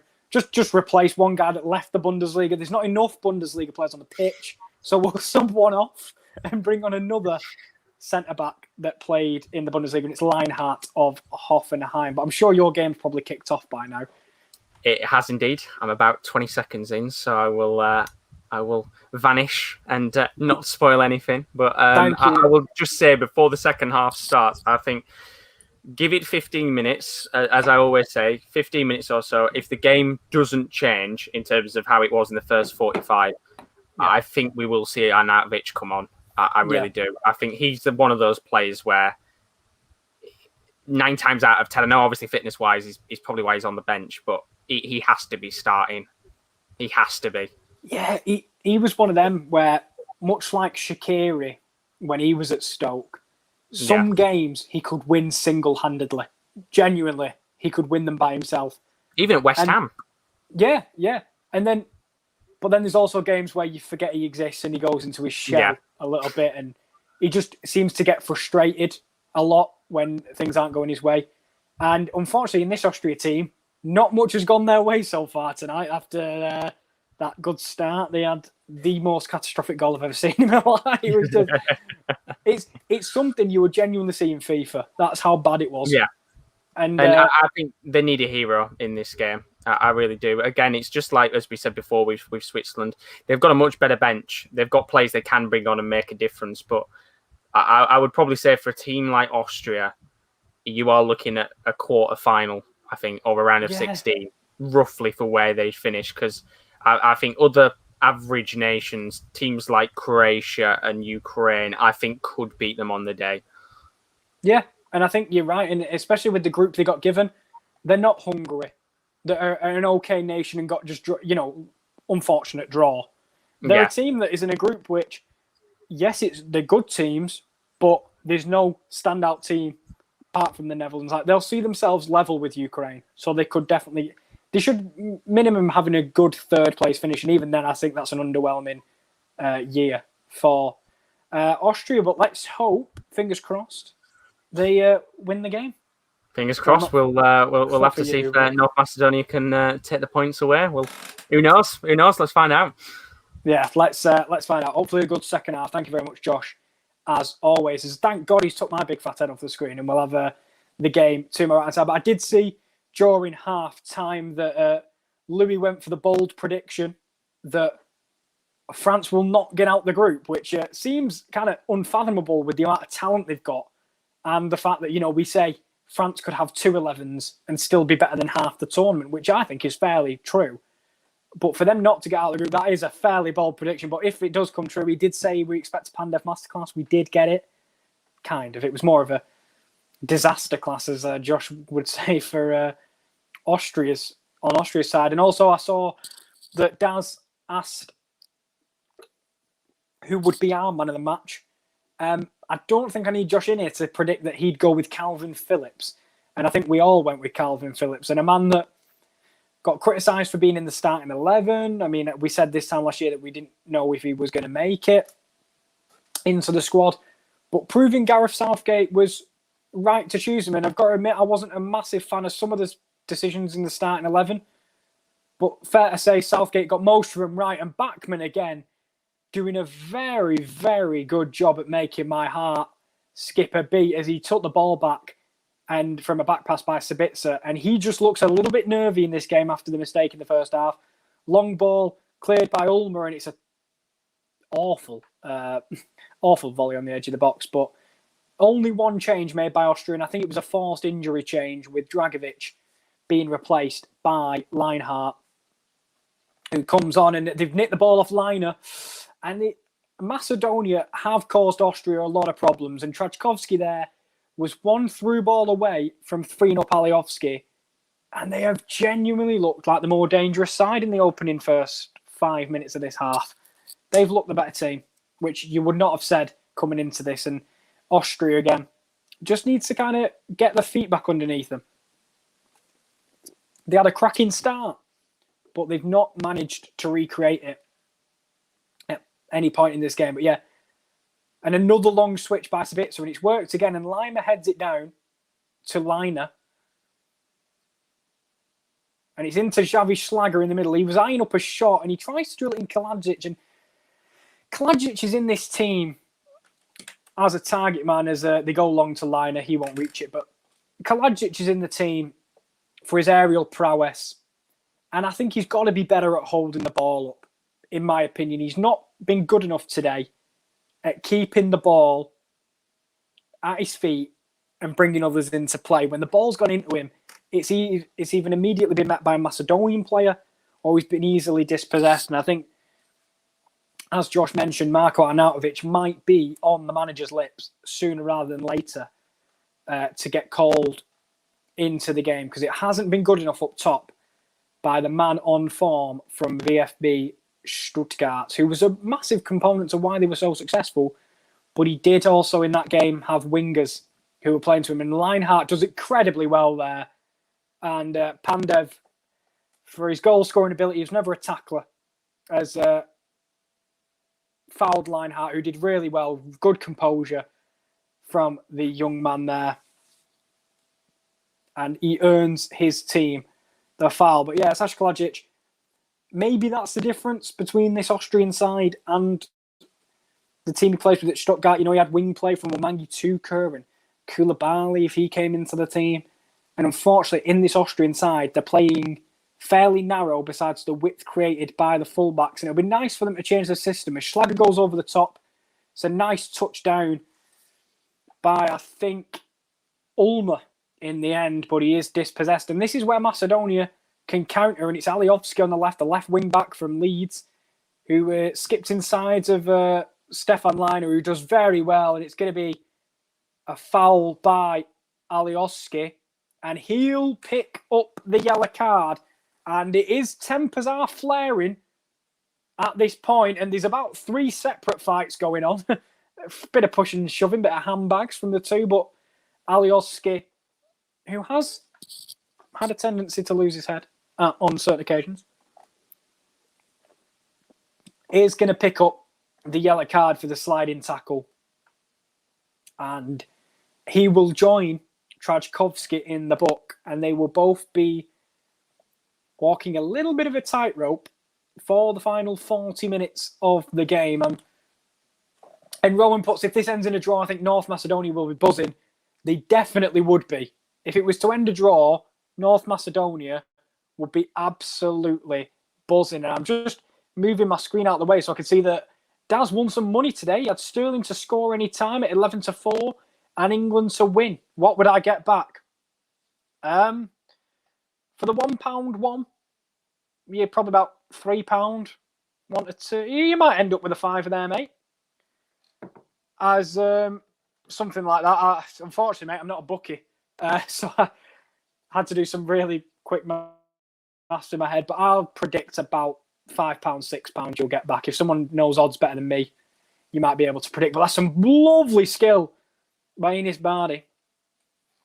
As Rowan does agree that Daz is making stonks. He's making more stonks than me. I can guarantee. I've not put any bets on. That's why I've give the bet in a little bit of a rest for the foreseeable. I should have done it on the top goal scorer though, because I would have had a £6 free from Romelu Lukaku. But Rowan made a good point in the chat that Austria are a good side, and North Macedonia will definitely favour taking a point. And I've got to admit, if you are watching the game, Rowan, I've been fairly impressed by North Macedonia. Me and Josh both said it. I think they've been fairly impressive, to be honest with you. As Dazza G he's put 1-1 on the match predictor. Well, I tell you what, you might be in with some money, as it's a ball on the left-hand side that Baumgartner is attempting to get away. It's very scrappy, and it falls to Sabitzer. He goes to drill it across, and that's the first misplaced pass that man's made all game. And they've won it back, though, and it's Schlager. Tries to go, and again, just poor decision-making by the Austrians and some misplaced passes. And same could be said for Macedonia. But I completely agree with you, Rowan. I think North Macedonia will definitely take this result. And hopefully for Dazza G, it stays 1-1. But for me personally, I want the Austrian boys with Stefan Leiner and Lazaro to pick up their first win in the tournament, as Lima is tackled out of play. As Daz is saying, he's taking a bet touches. Are you just betting on England, Daz? Or are you kind of dabbling with a few more nations as well?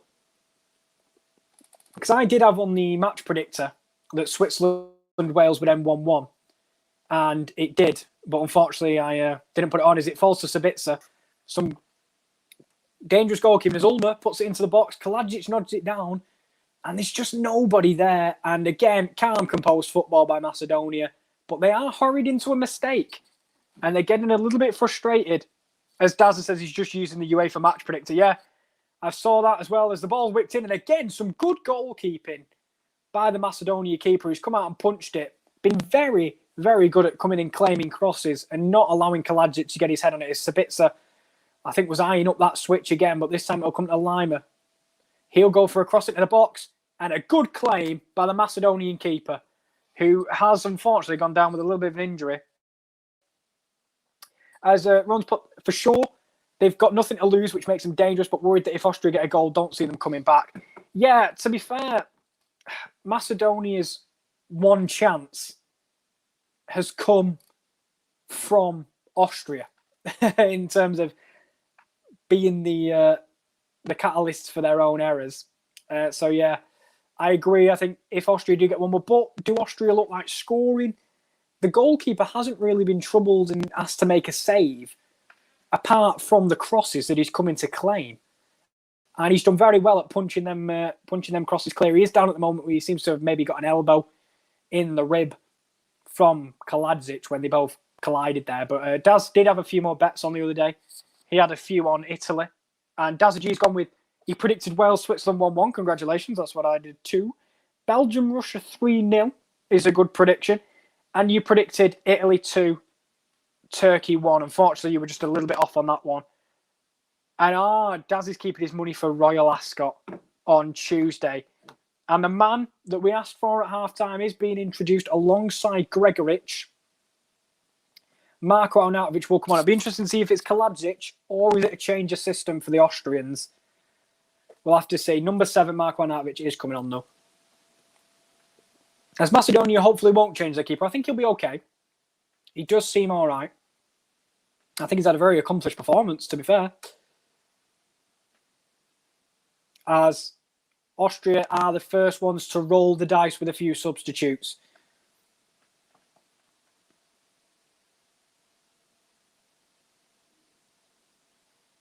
Both Gregoric and Arnautovic are ready. As Josh said earlier, Arnautovic not really playing as much football as Kaladzic, who's been on fire in Germany. But I could imagine he's being the one replaced. I don't think they'll go 2 up top. I think he'll be the one replaced. It'll be interesting if what happens in the midfield when Gregoric takes the field. If it will be like for like and they take off Lima maybe. Or someone of the sorts. And here it is. We'll see who's getting replaced now. First coming on is Gregoric. And he is replacing, I'm just getting a look, he's replacing Baumgartner. And Marko Arnautovic will be coming on. I'm not sure if this is a change of system or not. We'll have to see. Because Baumgartner and Gregoric both attacking midfielders, but he has been playing the wing. And yes, Sasha Kaladzic is coming off for Marko Arnautovic, so he will go as the likely sole striker with Sabitzer in behind. Or Sabitzer maybe playing off the right and Gregoric in behind. But an hour played and the Austrian manager has seen enough. As we're still waiting actually on the delay in play as the ball went out. And now we're back underway. And yeah, Gregoric will be operating from the right. Arnautovic, and there's a slip at the back. And it's very fortunate for Macedonia that it comes to nothing. And the ball will be on the throw-in. But I will say, Daz, I forgot to mention, good luck for Royal Ascot on Tuesday on the horse racing. I did get involved in some of the horse racing back at university at Cheltenham. I don't usually do it. I also once betted on the wrong thing and I ended up betting on chariots. Don't know what in my world was going on, but I bet on some weird chariot race. I felt like I was back in the Roman times, but good luck, my friend, and I hope you win big as you have done today, or win some stonks as you have done today. As we'll see if any of these players can change the fortunes of this game as it remains 1-1. With an hour in, and Arnautovic gets his first introduction into the game by being fouled by Elmas in the middle.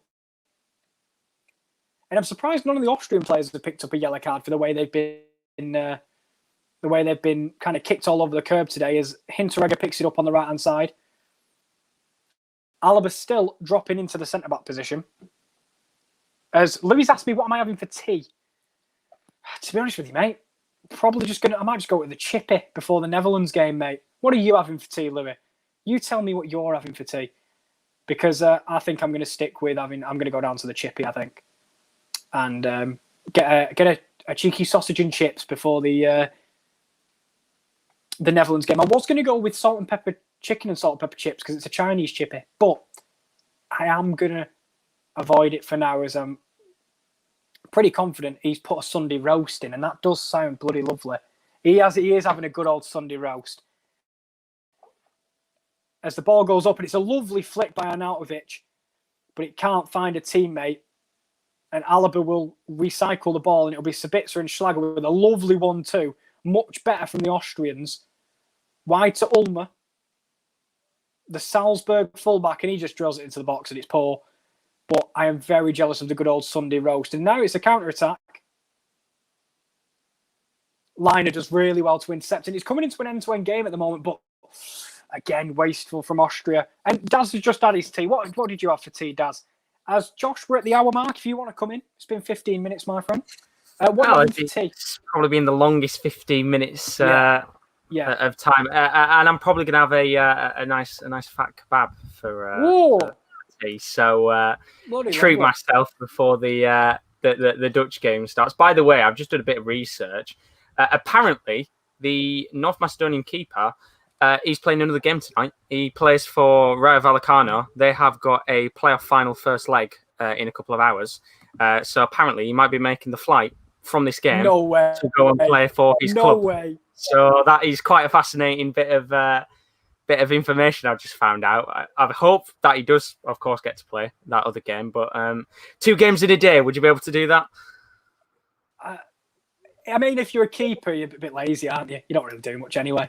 So, I'll tell you what, credit to him. I think he's played really well, the keeper, when the crosses have come into the box. I think he's come out for everything. He's claimed him. He's not once looked like he might miss out. And it's a one-on-one here, and it's Bachmann. And speaking of coming out, it's over by Pandev. Oh, if you'd have been here when I saw Pandev score, I don't know how you would have kept straight-faced, but it's good keeping by Bachmann. But yeah, I think he's had a great game. I don't even know the name of the keeper, but plays for Real Vallecano.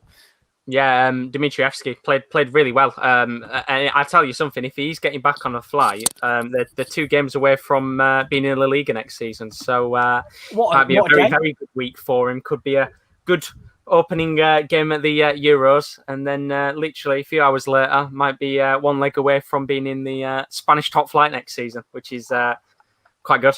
Shouldn't have UEFA made this the early game to be a bit nicer to him?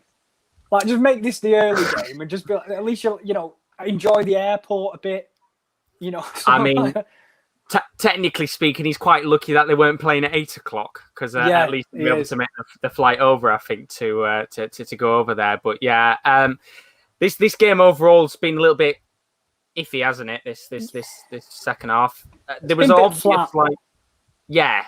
I would agree. There was an obvious kind of 5-minute spell where balls were just constantly being whipped over and over again, trying to get them towards Kalajic. But now when Arnautovic is on, I guess they could probably play it on the floor a little bit more and see if they can get it on the ground and get Arnautovic in the box. But yeah, he's been a bit flat. I think he's been a bit flat. I think the game is, for me, going in Macedonia's favour, where it's become very scrappy at points. And I think that favours Macedonia because obviously Austria are the better football inside. Ball into the box, and it's an amazing save from the man that I've already forgot the name of, who plays for Real Vallecano. It's an unbelievable save. And again, he's been an absolute rock at the back. It's a lovely ball in by Arnautovic. I think Gregoric gets a head on it in the end. And it's a brilliant acrobatic save to the left by the Macedonian keeper. Fair play to the guy. Brilliant saving it. Gets himself into the bottom right-hand corner. I think we've seen some pretty good saves in this tournament so far, but that's probably the best we've had. And might be a match-saving save for North Macedonia, that. But it's been a bit flat. I don't think much has changed for Austria in the last 20 minutes. No. It seems to be very pedestrian, and I don't know what they do, to be honest with you, to change it up, because it doesn't seem like anything is going to change, unless maybe they bring 1 or 2 more players on. But I think they're going to have to hope that the goalkeeper switches off, I think, because he's having a absolutely stellar game right now. And I tell you what, if you're Girona, who they're playing tonight, you're going to be absolutely bricking yourself, because he's having probably one of the best games of his career here. Yeah, Christian Stuani shaking in his boots. But I think in terms of it, I think they do need to change the system. You don't need 3 at the back anymore.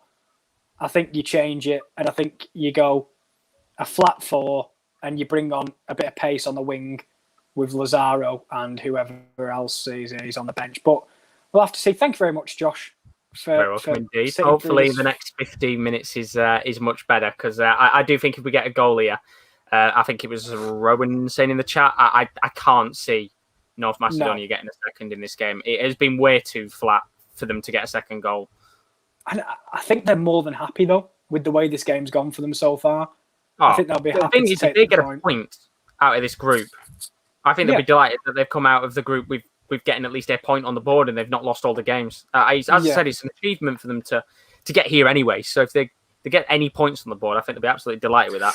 Well, it's a terrible pass, and it's at Arnautovic on the edge of the box. It's an overlapping run to the right-hand side. It's gone a bit far. It's Lima, and it will be a corner to the Austrian. So I'm going to kick you out And I apologise for this. I'm just worried that there's going to be a goal while you're here and you've just flat No, faced. you're all good. You're all good. I can tell you that there's nothing going on. Or is there? I tell you what, it's better than a movie cliffhanger, isn't it? He's absolutely brilliant. Thank you very much, Josh. Not expecting much from this corner now because I've been told that nothing happens. So Alaba will whip it in, and he's baited everyone. He's going to whip it in surely soon. And there we go. It's at the near post. It's flicked on. I think that'll be another corner. It should have been another corner, in my opinion. Sabitzer is apoplectic, and I thought so too. I think that should have been a corner. As he got the header at the near post, might have flicked off the dome of the defender. But with as Josh said, with 25 minutes to go, I think Macedonia will struggle to get back into the game if Austria score.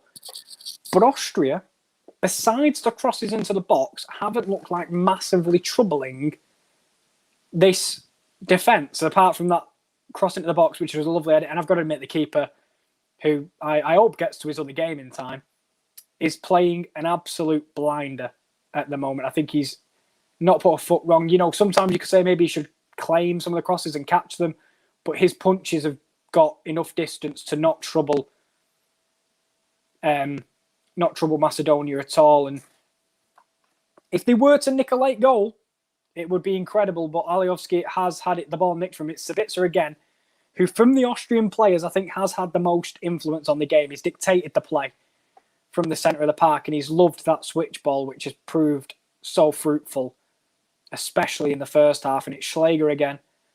This time it'll be Sabitzer. It's just not much movement in front of him. I'm looking and I'm not seeing much movement. It's on the left with Hinteregger. It's a terrible ball into the middle. And they're just a very infuriating side to watch at the moment, this Austrian team, as it's fallen to Hinteregger. It's Ulmer. Arnautovic on the left flicks it back to Sabitzer. Arnautovic is definitely running into the channels more and has definitely got more ability with the ball at his feet. It's fell to Schläger. Got to hit it. Wish he didn't. And it's out of play. And that's really the story of the game for Austria. They've had chances that are few and far between. And when they are, they've been at the edge of the box and not caused much problems for anybody. And Schläger can hit them, but it's not his best, that. Completely slices it. And the ball is into the stands by the Wolfsburg midfielder, who I rate very highly, but has not had his best game today. The ball is long by the Macedonian keeper, and they've won the knock-on, and Alaba ball got caught in between his feet, and that is where Austria are worrying. When they make mistakes, it's a beautiful ball forward again, and Alaba's on the recovery to stop Elmas, and Macedonia putting on a little bit of pressure, and Alaba is going crazy at his defence, but nearly his mistake, which led to a goal. And this is the thing, Macedonia have fed off the scraps in this game. Pandev, Trajkovski when he was on, and Kolerdinov who came on. They're feeding off scraps, but when the chance is there, when Austria make a mistake, they're in. The Macedonians are in, and they looked like finishing. And obviously, Bachmann made a good save at the feet earlier, and obviously the one that went in. So they have struggled at times, but they've had few and fleeting chances. But Austria just need to keep switched on in this game because they are dominating. They are the better side, but they're also prone to some errors and some lapses in concentration, which is their downfall. And they're just showing the passing stats. And 342 passes completed by Austria to 187 in Macedonia. It's clear, as Elmas has been played through, and this Macedonia side, credit to them, they're not giving up. As Alaba plays the ball to Schläger, and they will dispossess Elmas. But I think in the final third, Macedonia's chances are definitely coming from mistakes from Austria rather than their, silky build-up play, which it just isn't their game. They're happy to have less possession, as Josh mentioned earlier, and they're happy to feed off the little things. If that's a ball over the top to Gregoric, he would have been well offside. I can see that from here. And with 20 minutes to go, Macedonia still frustrating this Austrian side. And Rowan mentioned it perfectly earlier. They'll be more than happy to take a point out of this first group game. But with 19 minutes to go, I'm pretty sure Austria have got to make another change soon because they don't look like scoring.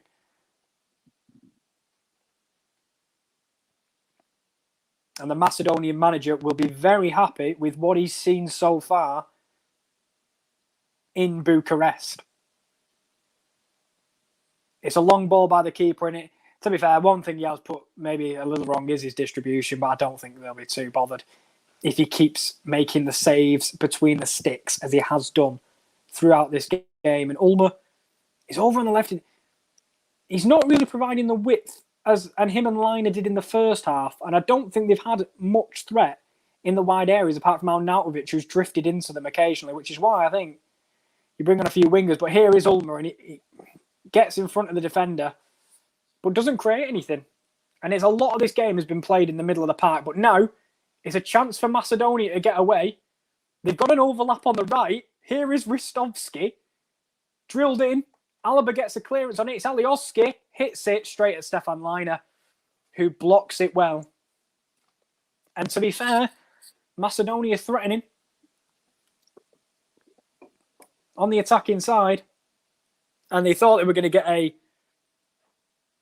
throw in there, and they didn't. And Alioski's got to be careful because he is complaining at the ref, but he is also already on a yellow card. So he has just got to be a little bit careful, tame the tantrum. And I think that's one thing that Austria have kind of struggled with in this game is really Macedonia have struggled to really. They've always been in and around the Austrian players, but they have given away a lot of niggly fouls, and you wonder if they give away a few set pieces, maybe they'll be punished for it, because they, as I say, will be more than happy with a point. But if they keep giving away the free kicks, you don't want a silly sending off or a silly set piece costing you what has been a brilliant performance. As the ball's with Sabitzer, and he's looking to switch the play again, but as I mentioned earlier, just fairly stoic from the attackers of thinking it's Alaba who takes the ball down well. It's going to be freed on the right-hand side to Liner. He's going to get his cross in. He does, and it's to nobody, and it's cleared well by Macedonia. And now here comes the counter-attack. It is a 3-on-3 with Alioski on the left-hand side finally making the overlap. The big chance for Macedonia here. Alioski drills it back. Kalurdinov, good block by Leinhardt. Backman clears. And it was looking slightly dangerous, but now, if Austria could speed it up a bit, Alioski gives away the foul on Stefan Liner. And that, another opportunity for Macedonia on the counter-attack, and they've looked quite dangerous at points. But a good tackle by Leinhardt on Elmas to stop the shot. Or Hinteregger, my apologies.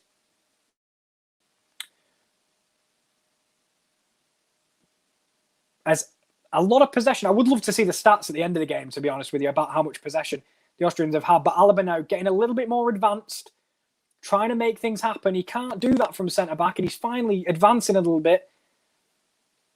Would like to see him kind of influence the attacking play a little bit more than he has done so far in this game. Because when he is at the centre-back position, he's very solid defensively. He's definitely the best centre-back they've got. But arguments can be made he's also the best midfielder they've got. So you're missing a little bit of attacking play from Alaba, who's looking to be a little bit more advanced, and Hinteregger is the deeper of the three centre-backs, and Alaba is operating in the middle of the midfield at this point, is where he's located at the moment. As Schlager goes wide to Sabitzer, he's over to Ulmer, finally a little bit more advanced, looks to get across in the box, and that's where Austria have tried to get the ball as he goes over the top, and it's poor from Schlager, poor from Austria.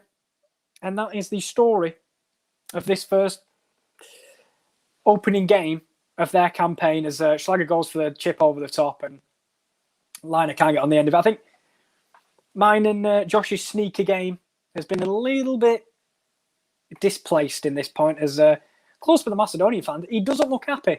I'd be absolutely buzzing if I was a Macedonian fan. And the Austrian fans look fairly happy. I thought that'd be role reversal, if I'm being 100% honest. But with 15 minutes to go, this Austrian team are being frustrated by Macedonia. And at points, Macedonia have actually looked ever so slightly more threatening. Ball out on the left to Alaba by Bachmann, whose unfortunate mistake is the reason that the Macedonians are level, and Ulmer on the left-hand side tries to get forward, and it's just played out of play by Alaba. And then you expect a lot more from Real Madrid's new signing. And by the way, what a brilliant signing that is for a free transfer. But now there's a lot of space for Lima to drive into. He does a lovely Cruyff turn, and he tries to go through the middle. And it's just poor from Austria, it's fair to say. But a rushed clearance by Macedonia, and Austria will have a throw in deep in the Macedonians' territory. And Lima will pick the ball up. Is he going to go for one from distance? He looks like he's lining it up. He'll go wide to Liner instead. It's going to be a chip into the box. It's close to Arnautovic. It's fell to Ulmer, the advanced fullback. Alaba's finally up in the attacking third. He's near the edge of the box. It's near him now. He's going to look to get across into the box. Great delivery. And it's in! And it's 2-1 to Austria. And finally, Alaba has been allowed to go advanced, and Gregoric the substitute.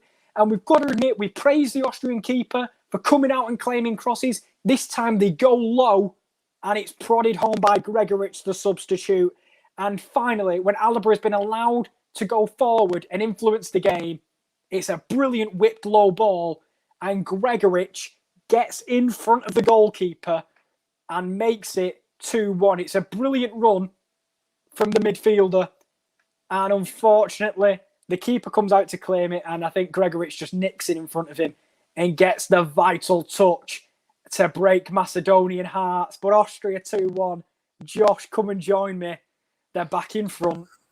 Brilliant ball, wasn't it? Brilliant ball. And literally, as you had just said, that Alaba hadn't had much of an opportunity to come forward when he put that ball in on my screen and got it into the box. It's a world-class cross in it, and we know what Alaba can do as a player. Time and time again over his career, he is a very creative player when it comes to set pieces and crosses and things like that. And that was a perfectly intricate ball, and it's the substitute Gregoric, lovely run into the in the box, gets to the near post, simple finish. And as we said before, we knew that if Austria were to score, North Macedonia probably weren't going to score a second. Obviously, they've got 10 minutes, which is still a good amount of time to go and get a second in this game.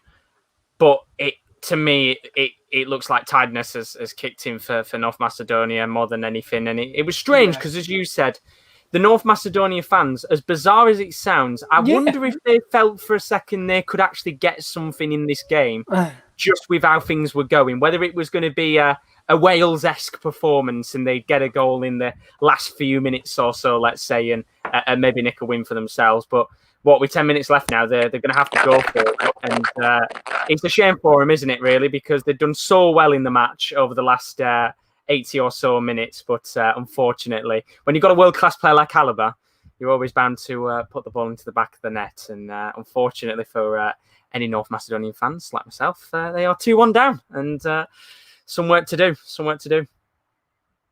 And it's a shame because I think they have played well, but there's only so much you can do defensively wise, and Austria have pushed the numbers forward. They've tried the hardest in this game to get that goal, and as I said, it's a lovely, sumptuous ball in by one of the best players in world football, David Alaba. What a player, and no doubt Real Madrid fans will be absolutely buzzing to see him next season in a Real Madrid shirt. Really intrigued, and as everyone says, I'm looking to the Pandev boys. They've still got time. Let's not beat around the bush. They have got 10 minutes left to get something. They will push numbers forward, you would assume, to try and get something in this game, as I think we've lost Kale for the moment. Hopefully we'll get him back soon on the channel. But on my screen, we've got 9 minutes left of this game, and North Macedonia will be desperately trying to get an all-important equaliser in this match. As Rona said, fair play to the score in the Euros, still successful. Exactly. The fact that they've made it here in the first place, to get to the Euros with the unbelievable record that they had in the qualifiers to make it here is a credit to them, as Enis Bardi will come off the field, and it'll be Ivan Trikovski who comes on for the final 9 minutes. And, well, the North Macedonian fans with a standing ovation for one of their standout players in a more North Macedonian shirt. He comes off and Trikovski comes on. And I've got to say, I really like North Macedonia's shirt. The away kit is really lovely. They have the Of course, you can see with the home kit, they've got it very similar with the away one. They have how the flag is embezzled into the shirt. It's a really, really nice badge that they've kind of got on the shirt. But 8 minutes left, Kieran. Do you think we've got any last minute excitement coming? Maybe a cheeky little equaliser or a moment of madness. By the way, is my audio okay? Yeah, no. Audio is all good. Is there an echo? I can hear an echo. I can't hear an echo. I can't hear anything. Let us know in the comments if you can hear an echo. Just so I could be safe. But do I think there's a goal coming? Why do I want to say yes? But I think it'll be Austria. I think Austria will put the knife in the heart of Macedonia, and they'll finish it off. But hopefully for you, maybe 3-2. Pandev scores. We get another Pandev joyous moment. There we go. Best of both worlds.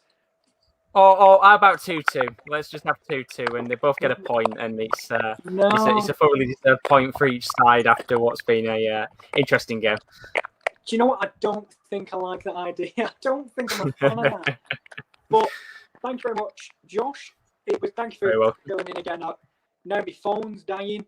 Everything's gone to pot. If there is any problems, do let me know in the chat, and Josh will hop in and hopefully figure everything out. But as he said, 7 minutes to go.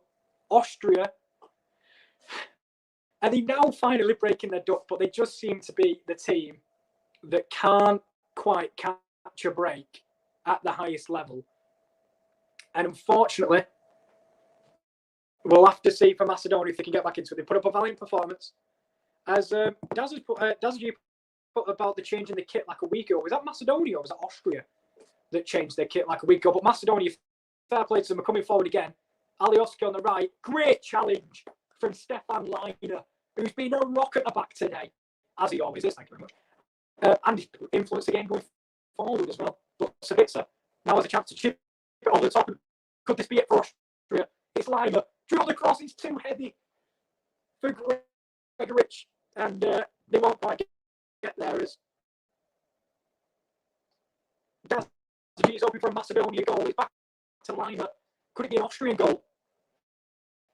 As it's Savica goes to the strike, it's deflected, and now they'll take their time. But as I'm sorry, I will get back to you.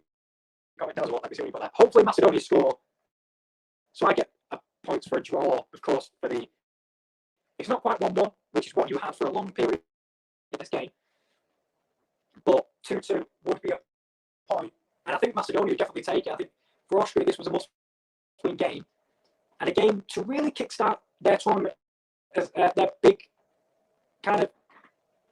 tournament performance. Because they've always underwhelmed and they need a win to kind of get the confidence high in the camp. And it's Austria and Alaba to take the corner, who's, as Josh mentioned, I was saying during the thing, he needs to finally influence the game. It's another good punch, to be fair. And I think Leiner will pick up a yellow here for stopping them. Yeah, he will. As I was saying to Josh, and he said as well, when Alaba was able to get forward and finally influence the play, there was the first real cross with pure quality put into the box, and that came from David Alaba. Stefan Leiner definitely deserved a yellow card there.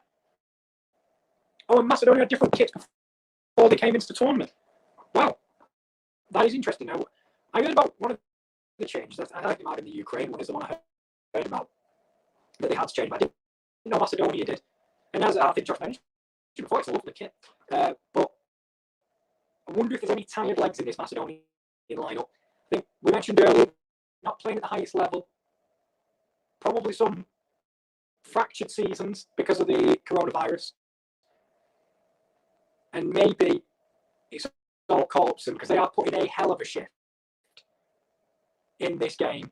And I've got to admit, as much as I want Austria to win the game, you've got to be impressed by the valiant effort that they put in. But it's not over yet. Alaba does really well to nick the ball back. And he has definitely been a much more improved player in this second half of the second half. Final quarter of the game. There will be some for Macedonia. Edis Bardi was already replaced in the game. And this time it looks like a defender coming off. It will be Musliu. And this time it will be Milan Ristovski, which is great because if I just say the player on the ball is Ristovski, I'd be right 2 out of 11 times. So there you go. Happy days for the name. But, and Daz, you've still got a point for getting Macedonia to score one, so happy days for that, mate. I'm happy that you've managed to get at least a point in your match predictor.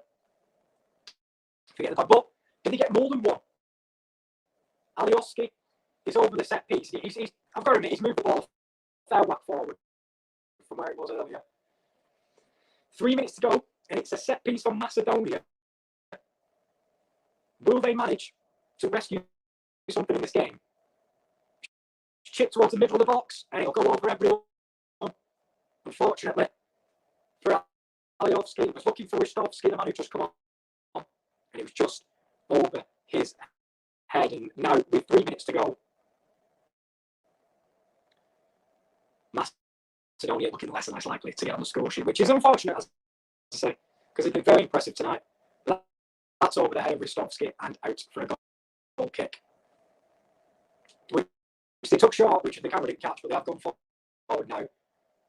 And I think Austria would like one more, just to kind of settle any nerves and any doubts that any of the fans or players might have had before the game. Because it's now Macedonia coming forward from the centre back. It's a lovely chip ball to the left where Alioski has picked it up. He's tried to influence things when he's gone forward. Alioski today, it's Elmas into the middle of the park. This space on the right, but he goes for a switch of play. And Liner will watch it go over his head, and a little bit desperate for Macedonia now, who win this game for long periods. And Alioski trying to speed the game up for Baku. Obviously, could have played against each other in the championship, but it doesn't get a game for Watford. Just Baku. He's one of the games towards the end of the season when Ben Foster got injured, the cycling GK. But with 2 minutes to go, Austria may have just eked out the victory at a major tournament for the first time in forever. But we'll have to see if there'll be one more big chance in this game, because usually when it gets to this point, I expect one more big chance. Not sure who it will be for. Will it be for Austria or will it be for Macedonia? But it will be a throw-in for Austria, who are just happy to kind of see the game out now, which I think is a testament to how impressive Macedonia have been.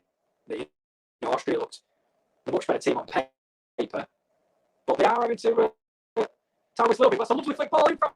Arnautovic is going to go try and round the keeper and finish the game. It's 3-1, and Arnautovic, the man who didn't get the start over Sasa Kalajdzic, gets the goal and mouths off to the keeper. It was a throw-in by Ulmer that took a long time to get into the box, and it was given to Arnautovic. So I think it's a lovely flick on, actually, in the middle of the park by Gregoric, who just both subs influencing the game massively. And I'm not sure what's wrong with Arnautovic here. He is. He seems all right. He seems all right. Anyway, sorry about that. But yeah, thrown on the left-hand side by Ulmer. And it's Arnautovic. It's flicked on by Lima. A lovely back heel. Now Arnautovic rounds the keeper and slots into an empty net. Josh, join me. It's a dagger, but it's 3-1 Austria. It's a dagger. It is. It's a real shame for them, because I think they will feel like they've played so well in this game, and it's a real shame for them because they've tried hard, and unfortunately for them, in the end, it's just looking like it's going to be a little bit too much in this game. And like the goalkeeper, he's tried his hardest. I missed the goal originally. I was too busy looking at the Holland lineup and trying to see what's going on there. Let's just say the Holland fans really hate De Boer. Really hate him. They have gone for a very interesting team. I think he must have been smoking some stuff for that. But look, Austria, first ever win, isn't it, at the Euros? I think it's a moment of magic, a moment of happiness for them, because they've been here so many times before, taken quite a few L's in this competition. But it's a good goal in the end, isn't it, from Arnautovic? Lovely little burst of pace as a substitute. Of course, we've seen so far in this tournament that substitutions have been key in the attacking areas. He goes round the keeper, simple finish, and unfortunately for North Macedonia, the party is going to sadly end with no points on the board. Yeah, and I've obviously suggested the chance just then, which the keeper came out of your audio, I don't know if anybody else can hear it. Your audio's gone really fuzzy. You sound like a Dalek. I don't know what's gone on there. You didn't 2 seconds ago, but you sound like a Dalek now. I don't know what's gone on. I don't know if anybody else can hear it in the chat, but it's gone really, really weird. He sounds like a Dalek. It's strange, but North Macedonian fans, yeah, Rowan even said it himself. Sounds like a Dalek. I don't know what's gone on there. It's strange, but yeah, it's one of those games for North Macedonia where I feel sorry for them. They have played really. They've tried. They have tried, basically, I think is the best way to put it. They got a goal from a mistake, but in the end, for Austria, 3 points on the board, a massive, massive win for them, a real big confidence booster as Baumgartlinger comes on for Konrad Laimer for the last few minutes of this game. But yeah, as we were saying before, the Netherlands lineup for the game coming up in a few minutes' time. We'll go through it at the end of this match. We'll talk through Austria and North Macedonia before Rowan goes live, of course, at 7:55 for that game. There are some very interesting shouts from the Holland manager, including a certain Patrick Van Aanholt playing as a left-back. Yeah, didn't think he was going to play for Holland ever again. But let's just say, as I said before, the Dutch fans are not happy in the slightest at the formation that he's picked today. So we'll have to see what goes on there, as hopefully we'll get KL back in a few moments' time. But we're down to the last 40 seconds of this game, and North Macedonia about to take a 3-1 defeat to Austria. Real shame indeed. Do you sound like a Dalek anymore? Let's test. I don't know. You're all good? Yeah! You're back to normal again. The thing is, on my side, like, I could hear you, and you sounded a little bit crackly, but I was like, you know what, maybe it's just, whatever. And then I come back, and apparently I sound like a Dalek now. Couldn't believe it. It was weird. I don't know what was going on for a second there, but it's a shame, isn't it, for North Macedonia? Because I do think some of those fans did actually feel like they could maybe go on and win it, but yeah, it was that one bit of luck, wasn't it, the goal? And that's kind of been it. Yeah, but again, when you're a team that, let's be fair, no expectations on Macedonia at all, them sorts of looks can kind of propel your team forward to maybe a shock result like this. But I think Austria's talent proved kind of the difference in the end with Alaba, with that wonderful pass. And Arnautovic probably showing why he should have started over maybe Sasha Kalajic in this one. Yeah, I'd agree. I think it was a nice goal in the end, a really nice goal. And I mean, no doubt for Austrian fans as well, this is a massive, massive victory. You've never experienced a victory at the Euros before. So to be able to go out there and get a big 3 points, let's not forget, in a really tough group, they'll be absolutely delighted with that. And for North Macedonia, let's be real, they challenged for a large part of the game for a good 70 minutes. They were in it.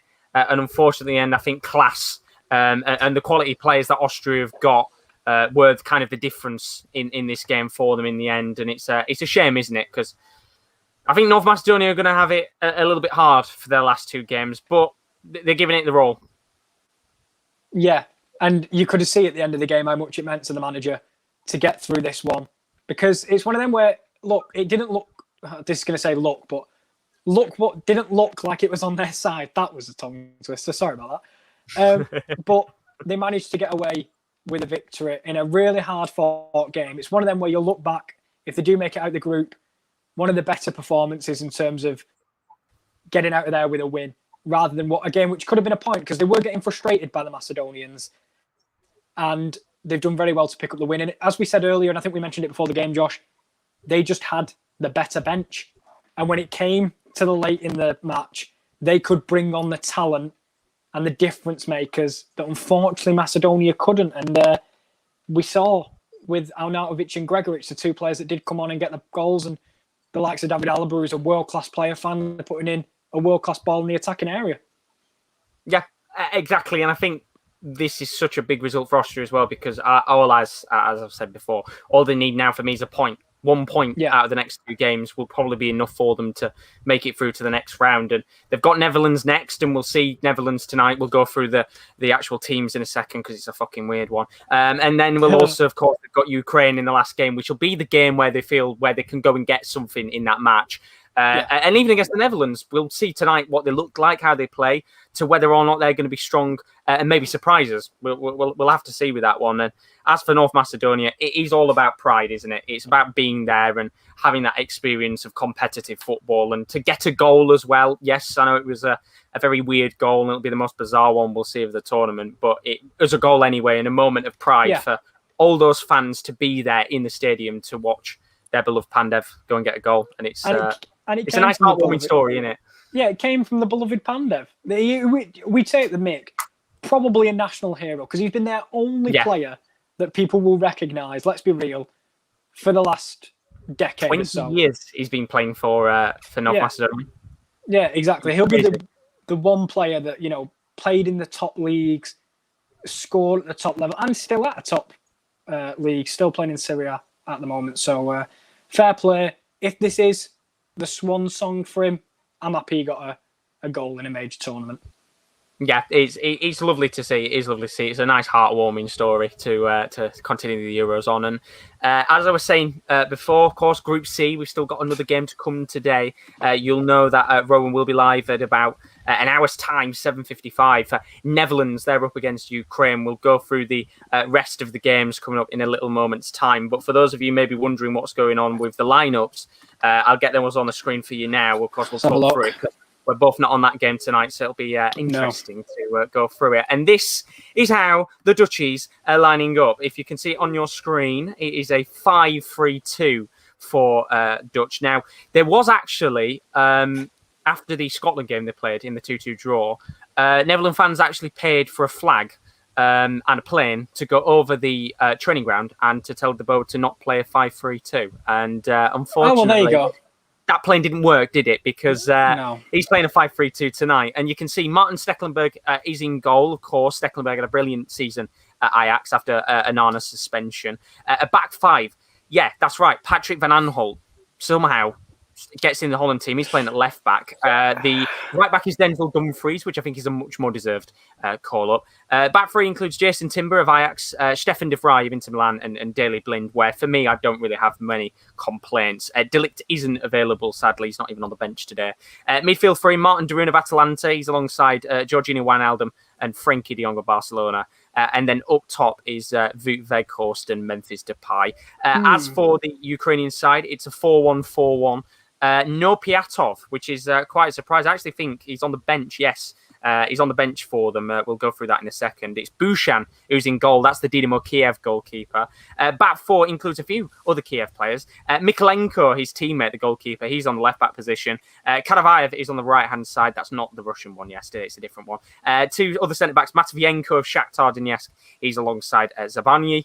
Zinchenko, he's playing as a midfielder, as he usually does for Ukraine. He's playing as a CDM. With the attacking side of it, Yarmolenko, the captain, on the right-hand side, Zubkov on the left-hand side, with Siodorchuk of Kiev and Malinovsky of Atalanta in the midfield. And then Roman Yaremchuk had a brilliant season, again, is up top, very deserved indeed. And on the bench, a few good players, of course, for Ukraine. Piatov, the goalkeeper, lots of experience. Stepanenko, Popov as well, Marlos. A few recognisable players if you're into Ukrainian football. As for the Netherlands, let me just quickly hide that. There we go. Cody Gakpo, the youngster, he's on the bench. Daniel Marlon as well. David Klaassen. They've also got Luke de Jong, of course, Berghuis and Nathan Ake. And hero of the past was there 7 years ago. Tim Krul. What do you think of that lineup, Kieran? Because I'll tell you something. I don't think he's going to be in the job for long. Is Sigankov injured? I don't actually know. I will try and find out for you, but I need to change my ones to watch now. Very notable missing player, that. Yeah, but in terms of the Netherlands lineup, look, don't play 5-3-2. They've gone with it. It's amazing that like Patrick van Aanholt is starting, and you look at it. Is it going to be good enough to get the job done tonight? It might just be good enough, but we'll have to see. I think Julian Timber is an interesting one. He's a very young player. A lot of players put a faith in. He could have gone with Nathan Ake. who's not played much football, but Jurriën Timber has started week in, week out for Ajax. I think it's one of them, from the outside looking in, it's a very strange team. You know, maybe the likes of Gravenberch has impressed me massively over De Roon as well, another decision to make. But they've got goal scorers, Weghorst and Depay, lots of league goals between them. Maybe they'll have enough. It'll be interesting. But any news on Sagankov, let me know, guys. I don't know where he is. Yes, I've done my research. He had an injury before the tournament started, so he's not actually 100% recovered. So I would assume it probably will be one of those where he's just missing today, and hopefully he's back for the next few games. But I think Ukraine have got a good chance. Yep. I think the 5-3-2 hasn't worked. That's why the Dutch fans had bought a plane to go over the training ground to tell him not to play it. And of course, he's not going to listen because it's Frank de Boer. But look, Depay and Weghorst up top is an interesting combo. It's the little and large. You know, Weghorst has a brilliant season at Wolfsburg. Depay having an even better season at Lyon, looking like he's going to move to Barcelona with his other Dutch teammate, Frenkie de Jong. And I really do think for Holland, it is going to be down to individual brilliance rather than a team collective for them to get through in this tournament. It's one of them. They're maybe one of the more teams that require a good start. They need a good start tonight because it can just go tumbleweed for them. With the way the fans obviously are getting, like, one way to get fans off your back, get results. And tonight, it's a big one. I fancy Ukraine. I'm going to go for a draw, but I think it'll be an interesting clash between these two because one team I'm impressed by and how much they're not overachieving, but impressing me is the Ukrainians compared to a team that's just letting me down constantly, which is the Netherlands. We'll have to see. I think a must watch tonight. That. Yeah, definitely. And for all we know, they could win 5-0 tonight. You never know. That's the thing with the Dutch team. It could be a case of we sit here and we worry about them and then they smash Ukraine up. But it should be a good game indeed. And that will be the game coming up, as I said, Rowan live in just under an hour's time for that match. It'll be covering that kickoff at 8 o'clock. For the rest of the week, or the weekend at the very least, Scotland, well, it's actually the week, isn't it? Scotland against Czech Republic on Monday afternoon from about 5 to 2 with KD. Should be a very good game indeed in Group D. Spain versus Sweden is the match on Monday night. You can join me from 10 to 8 for that. I'll go over the rest of the games from the rest of the day. Tuesday sees only 2 games, sadly. We're down to the last games of the match day one. Hungary against Portugal. Hopefully a repeat of the Euro 2016 Classic. That's from 10 to 5. And then France-Germany to end match day one. That's at 10 to 8 with KD. But as for now, thank you very much, Kel. It's been a very interesting day. We had England to start and then a few goals in this one. I didn't think we expected 4 goals in this match in the end. No, to be honest with you, it is the result that I predicted before the game. I did actually put 3-1 on my score predictor, so I'm very happy with that result. I think overall, Austria had to come over a few obstacles. Macedonia did not make it easy for them, but they got the result they required in the end. And a good game at points. I've got to admit, there was a lot of lulls, but 4 goals, can't complain. Good match. Yeah, very good match indeed. Very good match. And that's it for today's stream. Of course, I said before, we've got one more game still to come. We're going to sit back and relax. The next time I'll be live will be tomorrow when we do Spain versus Sweden. Of course, very interested to see who's playing for Sweden because we've got no idea what's happening with their squad with the COVID outbreak. And then Kieran's next game, I believe, isn't actually until Wednesday. Italy versus Switzerland, I think, is the next game, potentially. I'll have a talk to you about Slovakia-Poland. Because it's the only game that's not been covered. And I feel like we can't miss one game. Slight issue. Rowan's already taken it. Good. No, that's fine. No, that's completely fine. I just don't want anyone to get like... If we were going to cover every game and there was one omission, I didn't want that to happen. That's fine. There is one addition, but it's Thursday. I will message you with that. But right. It involves a certain team we've just watched. Is it North Macedonia? Yeah! But yeah, we'll sort that out. We'll sort it out. But as for now... sorry, I just want to mention Slovakia are playing in that game. Watch out for Laszlo Benez, absolute beast from Gladbach. There you go. They've had a good start, Gladbach, haven't they? And Bolo's done well. Obviously, Lana got a goal. Yep. Lazaro don't play for us anymore, so we'll just pretend he doesn't exist. But we'll have to see Germany as well. They're up soon. Yep. It should be a great start to the Euros. It really has been. Should be a very good continuation in the Euros as well with the rest of the games to come. But as for now, we'll see you guys again very soon. And hopefully you'll join Roman later on. But have a fantastic morning, evening or afternoon, wherever you are, and we will see you again soon.